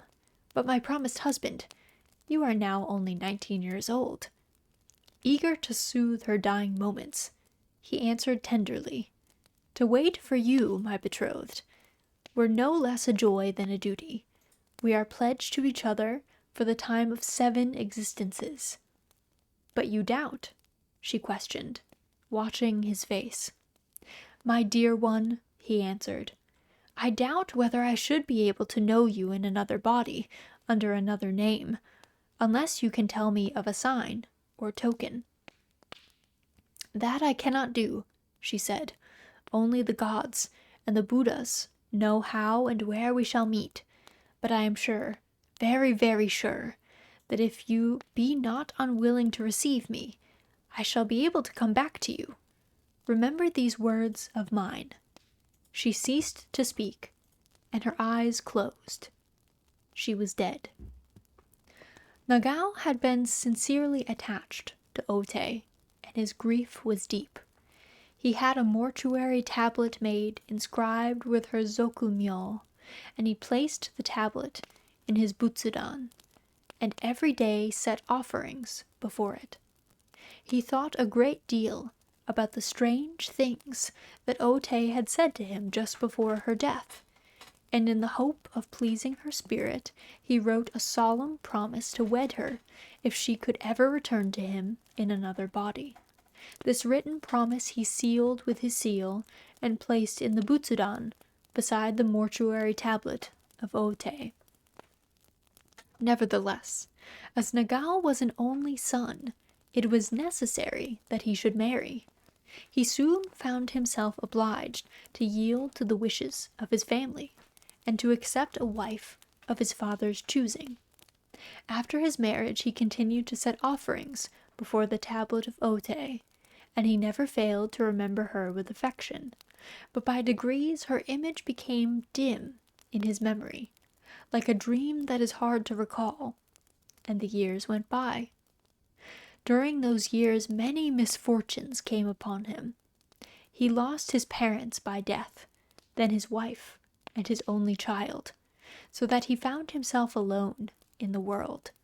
He abandoned his desolate home, set out upon a long journey in the hope of forgetting his sorrows. One day, in the course of his travels, he arrived at Ikao, a mountain village still famed for its thermal springs and for the beautiful scenery of its neighborhood. In the village inn at which he stopped, a young girl came to wait upon him, and at first sight of her face he felt his heart leap as it had never leapt before. So strangely did she resemble Otei that he pinched himself to make sure that he was not dreaming. As she went and came, bringing fire and food, or arranging the chamber of the guest, her every attitude and motion revived in him some gracious memory of the girl to whom he had been pledged in his youth. He spoke to her, and she responded in a soft, clear voice, of which the sweetness saddened him with the sadness of other days. Then in great wonder he questioned her, saying, Elder sister, so much do you look like a person whom I knew long ago that I was startled when you first entered this room. Pardon me, therefore, for asking, what is your native place, and what is your name? Immediately, and in the unforgotten voice of the dead, she thus made answer, My name is Otei, and you are Nagao Chosei of Echigo, my promised husband. 17 years ago I died in Niigata. Then you made in writing a promise to marry me if ever I could come back to this world in the body of a woman. And you sealed that written promise with your seal, and put it in the Butsudan, beside the tablet inscribed with my name. And therefore I came back." As she uttered these last words, she fell unconscious. Nagao married her, and the marriage was a happy one. But at no time afterwards could she remember what she had told him in answer to his question at Ikao. Neither could she remember anything of her previous existence. The recollection of the former birth, mysteriously kindled in the moment of that meeting, had again become obscured, and so therefore remained. Rip to his other wife. Did his other wife and his kid just get mulched for like this ghost plot? Is that what that was? If so, that's pretty brutal. It's pretty brutal. I don't think she knew that he was already engaged to a ghost. The ghost ate him. I know. It seems like it. It seems like it. Imagine you're like falling in love with someone and then they're like, "Hold up. I'm married to a ghost, so we can't do this thing, otherwise, yeah, you might get got. This might happen to you." Okay. The next one is called Ubazakura. 300 years ago, in the village called Asamimura, in the district called Osengori, in the province of Iyo, there lived a good man named Tokubei. This Tokubei was the richest person in the district and the murausa, or headman, of the village. In most matters, he was fortunate, but he reached the age of 40 without knowing the happiness of becoming a father. Therefore he and his wife, in the affliction of their childlessness, addressed many prayers to the divinity Fudo Myo-o, who had a famous temple called Saihoji in Asamimura. At last their prayers were heard. The wife of Tokubei gave birth to a daughter. The child was very pretty, and she received the name of Tsuyu. As the mother's milk was deficient, a milk nurse called Osode was hired for the little one. Tsuyu grew up to be a very beautiful girl, but at the age of 15 she fell sick, and the doctors thought that she was going to die. In that time, the nurse Osode, who loved Otsuyu with a real mother's love, went to the temple Saihoji and fervently prayed to Fudo-sama on behalf of the girl. Every day, for 21 days, she went to the temple and prayed. And at the end of that time, Otsuyu suddenly and completely recovered. Then there was great rejoicing in the house of Tokubei, and he gave a feast to all his friends in celebration of the happy event. But on the night of the feast, the nurse Osode was suddenly taken ill, and on the following morning the doctor, who had been summoned to attend her, announced that she was dying. Then the family, in great sorrow, gathered about her bed to bid her farewell. But she said to them, "It is time I should tell you something which you do not know. My prayer has been heard. I besought Fudo-sama that I might be permitted to die in the place of Otsuyu, and this great favor has been granted me. Therefore, you must not grieve about my death, but I have one request to make. I promised Fudo-sama that I would have a cherry tree planted in the garden of Saihoji for a thank offering and a commemoration. Now I shall not be able myself to plant the tree there, so I must beg that you will fulfill that vow for me. Goodbye, dear friends, and remember that I was happy to die for Otsuyu's sake." After the funeral of Osode, a young cherry tree, the finest that could be found, was planted in the garden of Saihoji by the parents of Otsuyu. The tree grew and flourished, and on the 16th day of the 2nd month of the following year, the anniversary of Osode's death, it blossomed in a wonderful way. So it continued to blossom for 254 years, always upon the 16th day of the 2nd month, and its flowers, pink and white, were like the nipples of a woman's breasts, bedewed with milk. And the people called it Ubazakura, the cherry tree of the milk nurse. Kalia, thank you. Good pronunciation. Also, big thank you so much for the follow. Welcome to the cottage. I love dying monologues. You know what? If you're gonna die, you might as well monologue. Like, if you've got time to do it, there's probably not a better time to monologue. I feel like other times there's other things that need doing, but if you're on your deathbed, you might as well. You might as well be like, all right, here's my TED Talk. I'm giving it now. I gotta do it now or never. Oh, that was a big sneeze, Pickles. My goodness. You made me jump. That scared me. Alright, this next one is called Diplomacy. It had been ordered that the execution should take place in the garden of the Yashiki.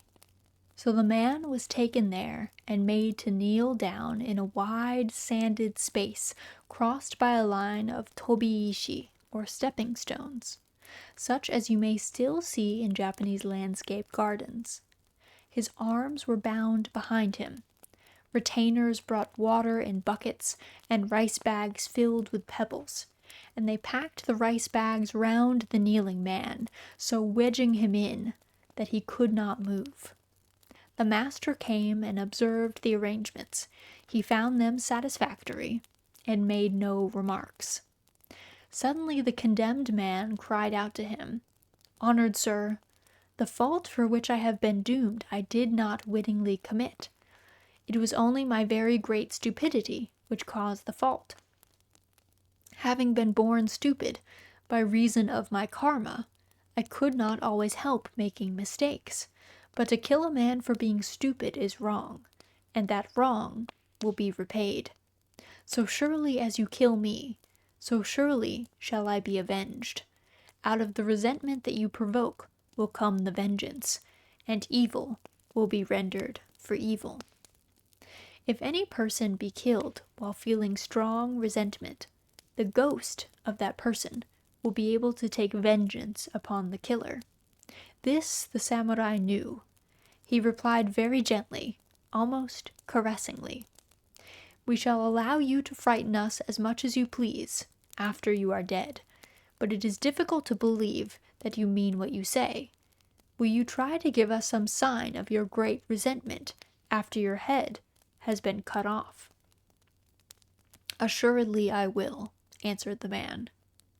"Very well," said the samurai, drawing his long sword. "I am now going to cut off your head. Directly in front of you there is a stepping stone. After your head has been cut off, try to bite the stepping stone. If your angry ghost can help you do that, some of us may be frightened. Will you try to bite the stone?"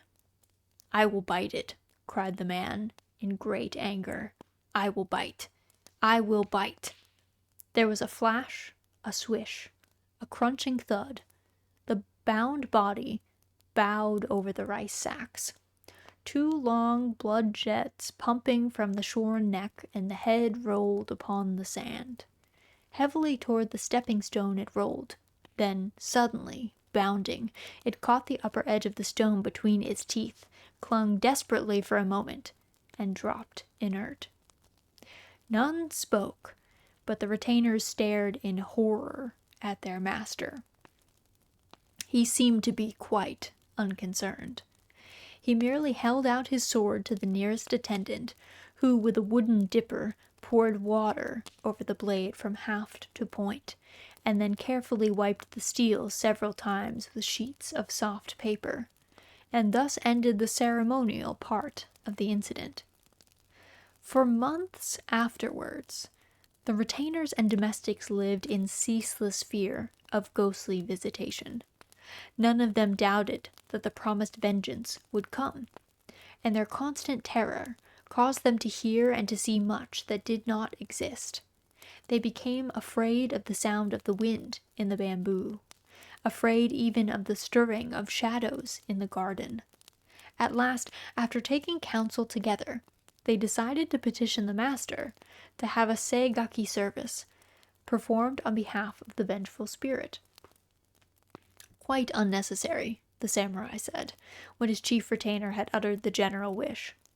I understand that the desire of a dying man for revenge may be a cause for fear, but in this case there is nothing to fear. The retainer looked at his master beseechingly, but hesitated to ask the reason of the alarming confidence. Oh, the reason is simple enough, declared the samurai, divining the unspoken doubt.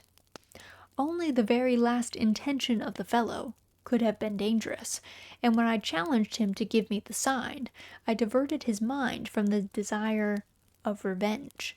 He died with the set purpose of biting the stepping stone, and that purpose he was able to accomplish, but nothing else. All the rest he must have forgotten, so you need not feel any further anxiety about the matter. And indeed, the dead man gave no more trouble. Nothing at all happened. That samurai was like, got him. We got him. We tricked him. Also, Deco, thank you so much for the follow. Welcome to the cottage. Happy Halloween. Let's see. That one was not as interesting though, I will say. The samurai one. Man, that anticlimax. I know that one was kind of like, just kidding. There is no ghost. I'm trying to find one that might have a more interesting plot.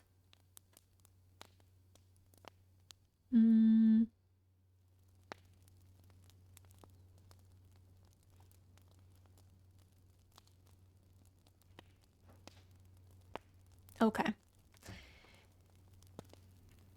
So this one is called Jiki Ninki. Once, when Muso Kokushi, a priest of the Zen sect, was journeying alone through the province of Mino, he lost his way in a mountain district where there was nobody to direct him. For a long time he wandered about helplessly, and he was beginning to despair of finding shelter for the night when he perceived, on top of a hill lighted by the last rays of the sun, one of those little hermitages called anjitsu, which are built for solitary priests.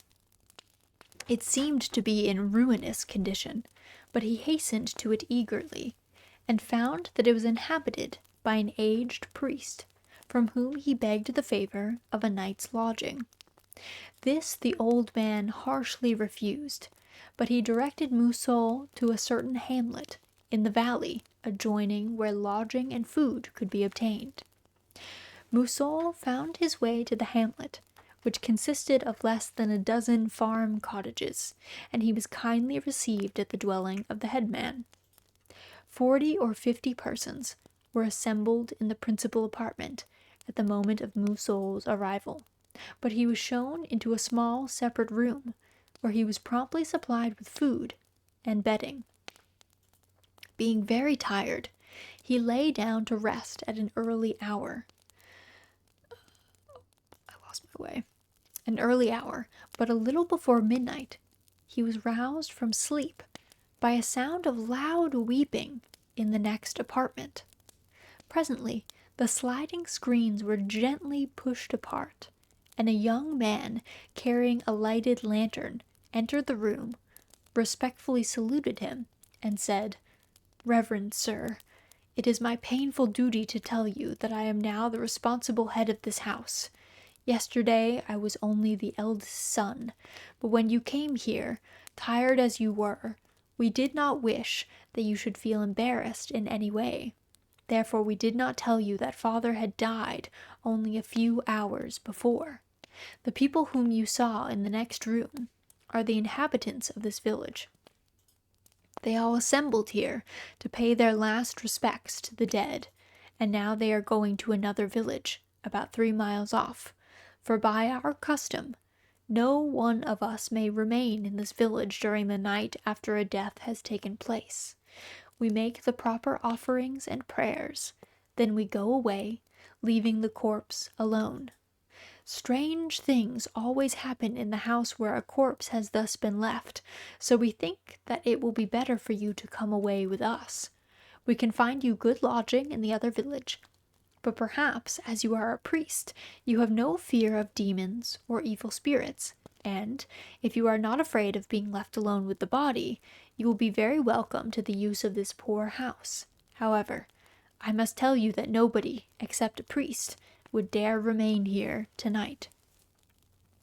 Muso made answer, For your kind intention and your generous hospitality, I am deeply grateful. But I am sorry that you did not tell me of your father's death when I came, for though I was a little tired, I was certainly not so tired that I should have found difficulty in doing my duty as a priest. Had you told me, I could have performed the service before your departure. As it is, I shall perform the service after you have gone away, and I shall stay by the body until morning. I do not know what you mean by your words about the danger of staying here alone, but I am not afraid of ghosts or demons. Therefore, please to feel no anxiety on my account. The young man appeared to be rejoiced by these assurances, and expressed his gratitude in fitting words. Then the other members of the family, and the folk assembled in the adjoining room, having been told of the priest's kind promises, came to thank him. After which the master of the house said, Now, reverend sir, much as we regret to leave you alone, we must bid you farewell. By the rule of our village, none of us can stay here after midnight. We beg, kind sir, that you will take every care of your honorable body while we are unable to attend you. And if you happen to hear or see anything strange during our absence, please tell us of the matter when we return in the morning. All then left the house, except the priest, who went to the room where the dead body was lying. The usual offerings had been set before the corpse, and a small Buddhist lamp, tomyo, was burning. The priest recited the service and performed the funeral ceremonies, after which he entered into meditation. So meditating, he remained through several silent hours, and there was no sound in the deserted village. But when the hush of the night was at its deepest, there noiselessly entered a shape, vague and vast, and in the same moment Muso found himself without power to move or speak. He saw the shape lift the corpse, as with hands, devour it, more quickly than a cat devours a rat, beginning at the head and eating everything, the hair and the bones, and even the shroud. And the monstrous thing, having thus consumed the body, turned to the offerings, and ate them also. Then it went away as mysteriously as it had come. When the villagers returned next morning, they found the priest awaiting them at the door of the headman's dwelling. All in turn saluted him, and when they had entered and looked about the room, no one expressed any surprise at the disappearance of the dead body and the offerings.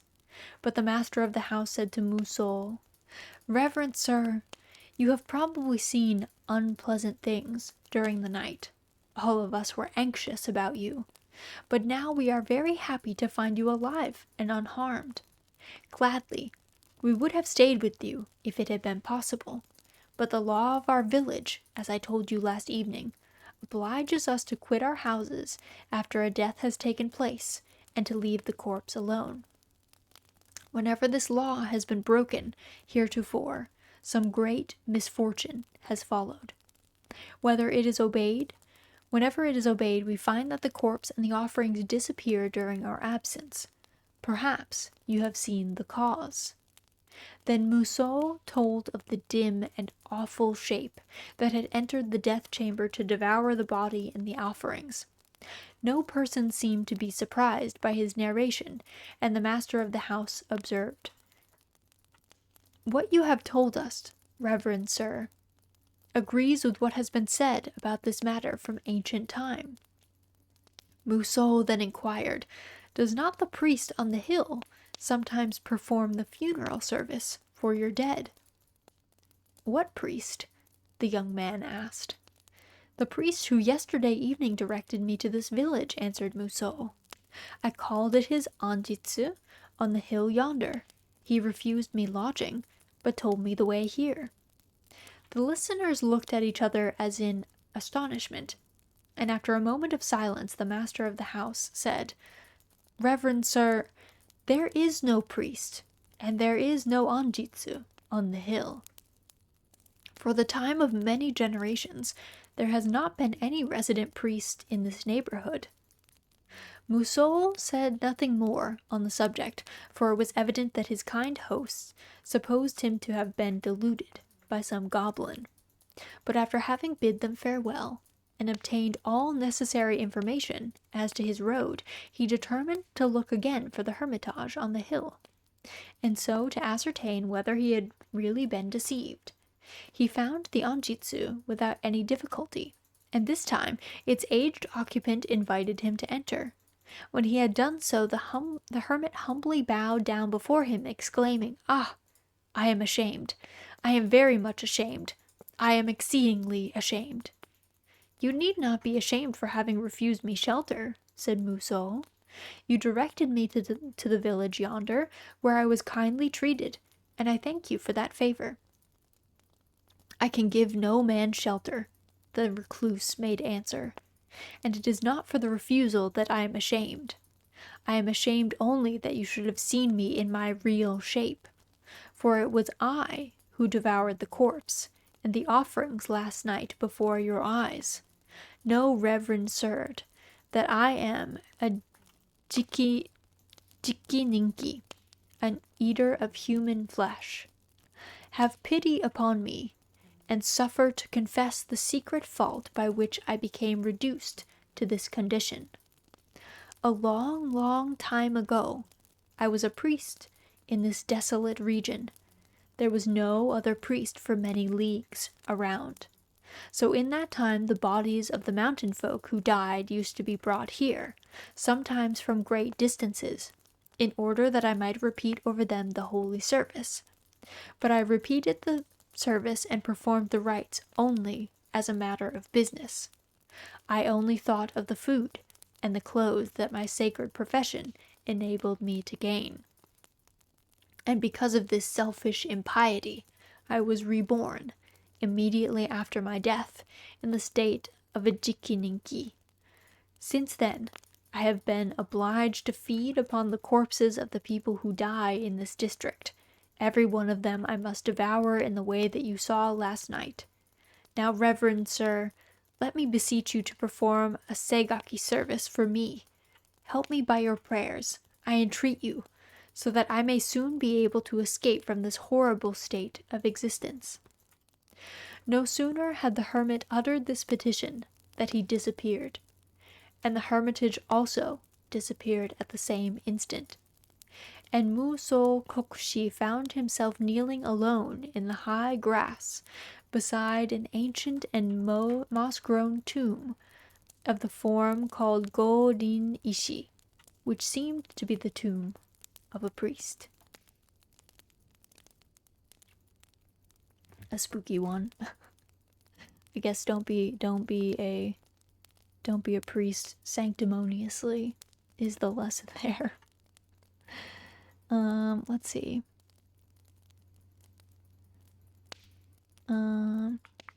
What other ones do we have here?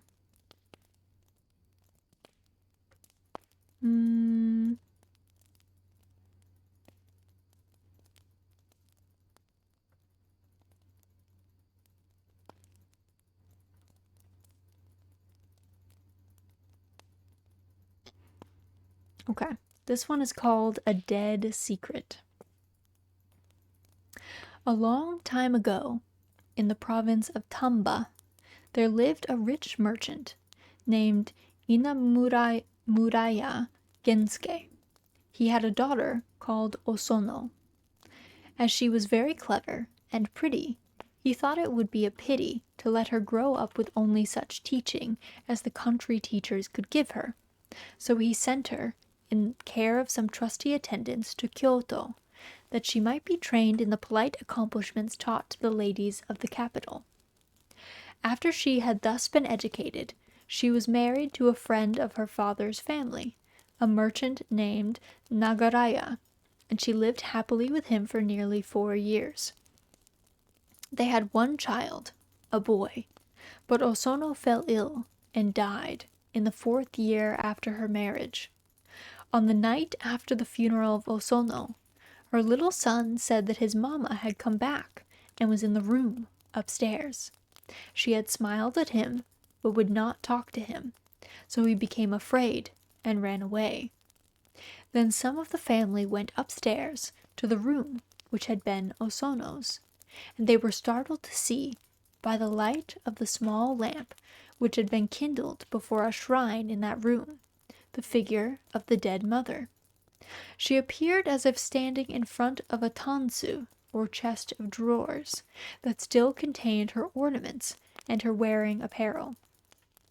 Her head and shoulders could very distinctly be seen, but from the waist downwards the figure thinned into invisibility. It was like an imperfect reflection of her, and transparent as a shadow on water. Then the folk were afraid and left the room. Below they consulted together, and the mother of Osono's husband said, "A woman is fond of her small things, and Osono was much attached to her belongings. Perhaps she has come back to look at them. Many dead persons will do that, unless the things be given to the parish temple. If we present Osono's robes and girdles to the temple, her spirit will probably find rest." It was agreed that this should be done as soon as possible. So on the following morning, the drawers were emptied, and all of Osono's ornaments and dresses were taken to the temple. But she came back the next night, and looked at the tansu as before. And she came back also on the night following, and the night after that, and every night, and the house became a house of fear. The mother of Osono's husband then went to the parish temple, and told the chief priest all that had happened, and asked for ghostly counsel. The temple was a Zen temple, and the head priest was a learned old man, known as Daigen Osho. He said, "There must be something about which she is anxious in or near that tansu." "But we emptied all the drawers," replied the woman. "There is nothing in the tansu." "Well," said Daigen Osho, "tonight I shall go to your house and keep watch in that room, and see what can be done. You must give orders that no person shall enter the room while I am watching, unless I call." After sundown, Daigen Osho went to the house and found the room made ready for him. He remained there alone, reading the sutras, and nothing appeared until after the hour of the rat. Then the figure of Osono suddenly outlined itself in front of the tansu. Her face had a wistful look, and she kept her eyes fixed upon the tansu. The priest uttered the holy formula prescribed in such cases, and then addressing the figure by the kaimyo of Osono, said, "I have come here in order to help you. Perhaps in that tansu there is something about which you have reason to feel anxious. Shall I try to find it for you?" The figure appeared to give assent by a slight motion of the head, and the priest, rising, opened the top drawer. It was empty. Successively, he opened the second, the third, and the fourth drawer. He searched carefully behind them, and beneath them. He carefully examined the interior of the chest. He found nothing. but the figure remained gazing as wistfully as before. What can she want? Thought the priest. Suddenly, it occurred to him that there might be something hidden under the paper with which the drawers were lined. He removed the lining of the first drawer. Nothing. He removed the lining of the second and third drawers. Still nothing. But under the lining of the lowermost drawer he found a letter. "Is this the thing about which you have been troubled?" he asked. The shadow of the woman turned toward him, her faint gaze fixed upon the letter. "Shall I burn it for you?" he asked. She bowed before him. "It shall be burned in the temple this very morning," he promised, "and no one shall read it except myself." The figure smiled and vanished. Dawn was breaking as the priest descended the stairs to find the family waiting anxiously below. "Do not be anxious," he said to them. "She will not appear again." And she never did. The letter was burned. It was a love letter written to Osono in the time of her studies at Kyoto. But the priest alone knew what was in it, and the secret died with him. I'm going to assume that it's a letter from someone other than her husband. That's what I'm going to assume. Let's see. I think we have time for maybe one more. I feel like there's a particular story in here that I want to see if I can find, but I don't remember what it is called, which doesn't help. Scandalsome, I know. Because I can't imagine that it was a love letter from her husband. Otherwise, like, why would she be anxious about it? Then it would just be like, oh, it's from your husband. No problem. No problem. Let's see. I don't know. There's a whole section on bugs, which is, I don't think what I want to read. I forget what this one is called. I thought it was like, it's about a serving girl and plates, and I thought it was in here, but it might not be. It might not be in here.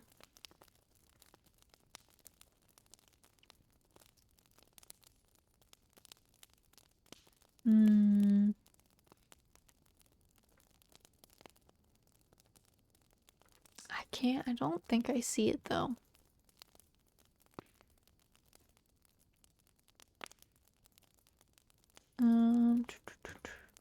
Because it's like about a servant that gets framed. She's like very pretty, and she gets framed for stealing a plate.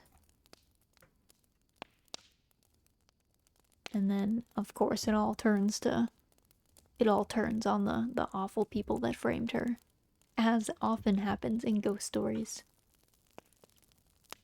But I don't think it's in here, which is a shame because it's one of my favorites. But yeah, I don't think it is.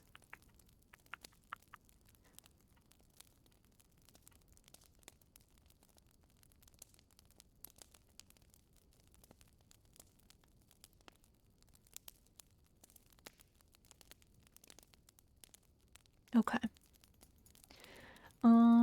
What should we do instead? Should we do...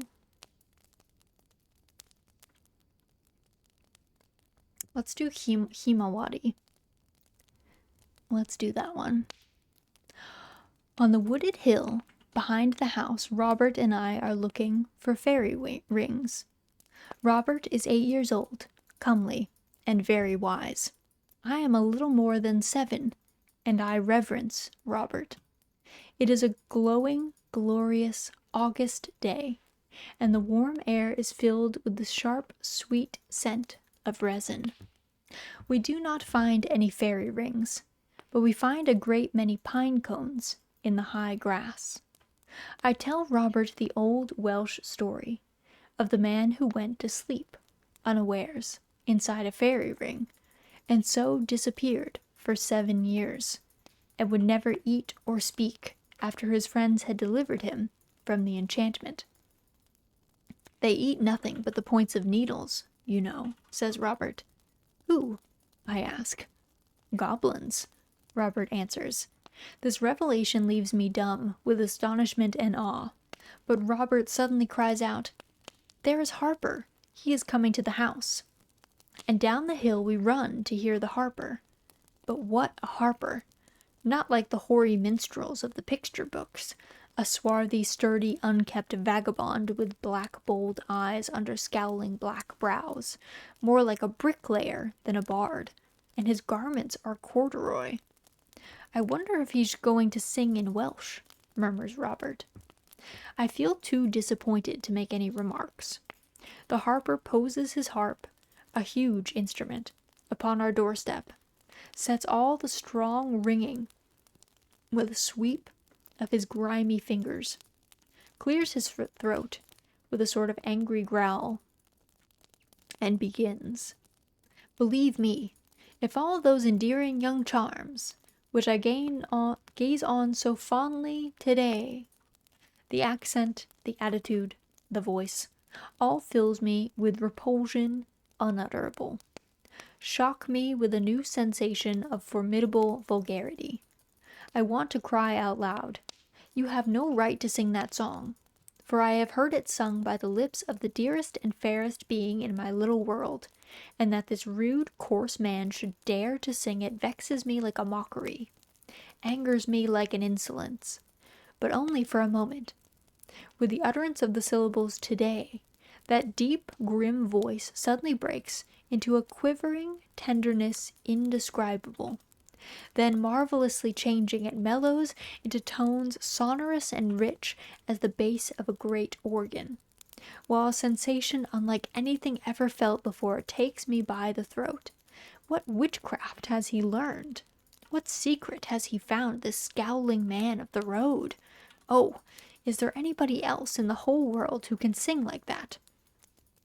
And the form of the singer flickers and dims, and the house and the lawn, all visible shapes of things tremble and swim before me. Yet instinctively I fear that man. I almost hate him, and I feel myself flushing with anger and shame because of his power to move me thus. He made you cry, Robert compassionately observes to my further confusion, as the harper strides away, richer, by a gift of sixpence taken without thanks. But I think he might be a bad person. They are wizards. Let us go back to the woods. We climb again to the pines, and there squat down upon the sun-flecked grass and look over town and sea. But we do not play as before. The spell of the wizard is strong upon us both. Perhaps he is a goblin, I venture at last. Or a fairy? No, says Robert. Only a bad person, but that is nearly as bad. They steal children, you know. What shall we do if he comes up here? I gasp in sudden terror at the lonesomeness of our situation. Oh, he wouldn't dare, answers Robert. Not by daylight, you know. Only yesterday, near the village of Takata, I noticed a flower, which the Japanese call by nearly the same name as we do, himawari, the sunward turning. And over the space of 40 years, there thrilled back to me the voice of that wandering harper. As the sunflower turns on her god when he sets, the same look that she turned when he rose.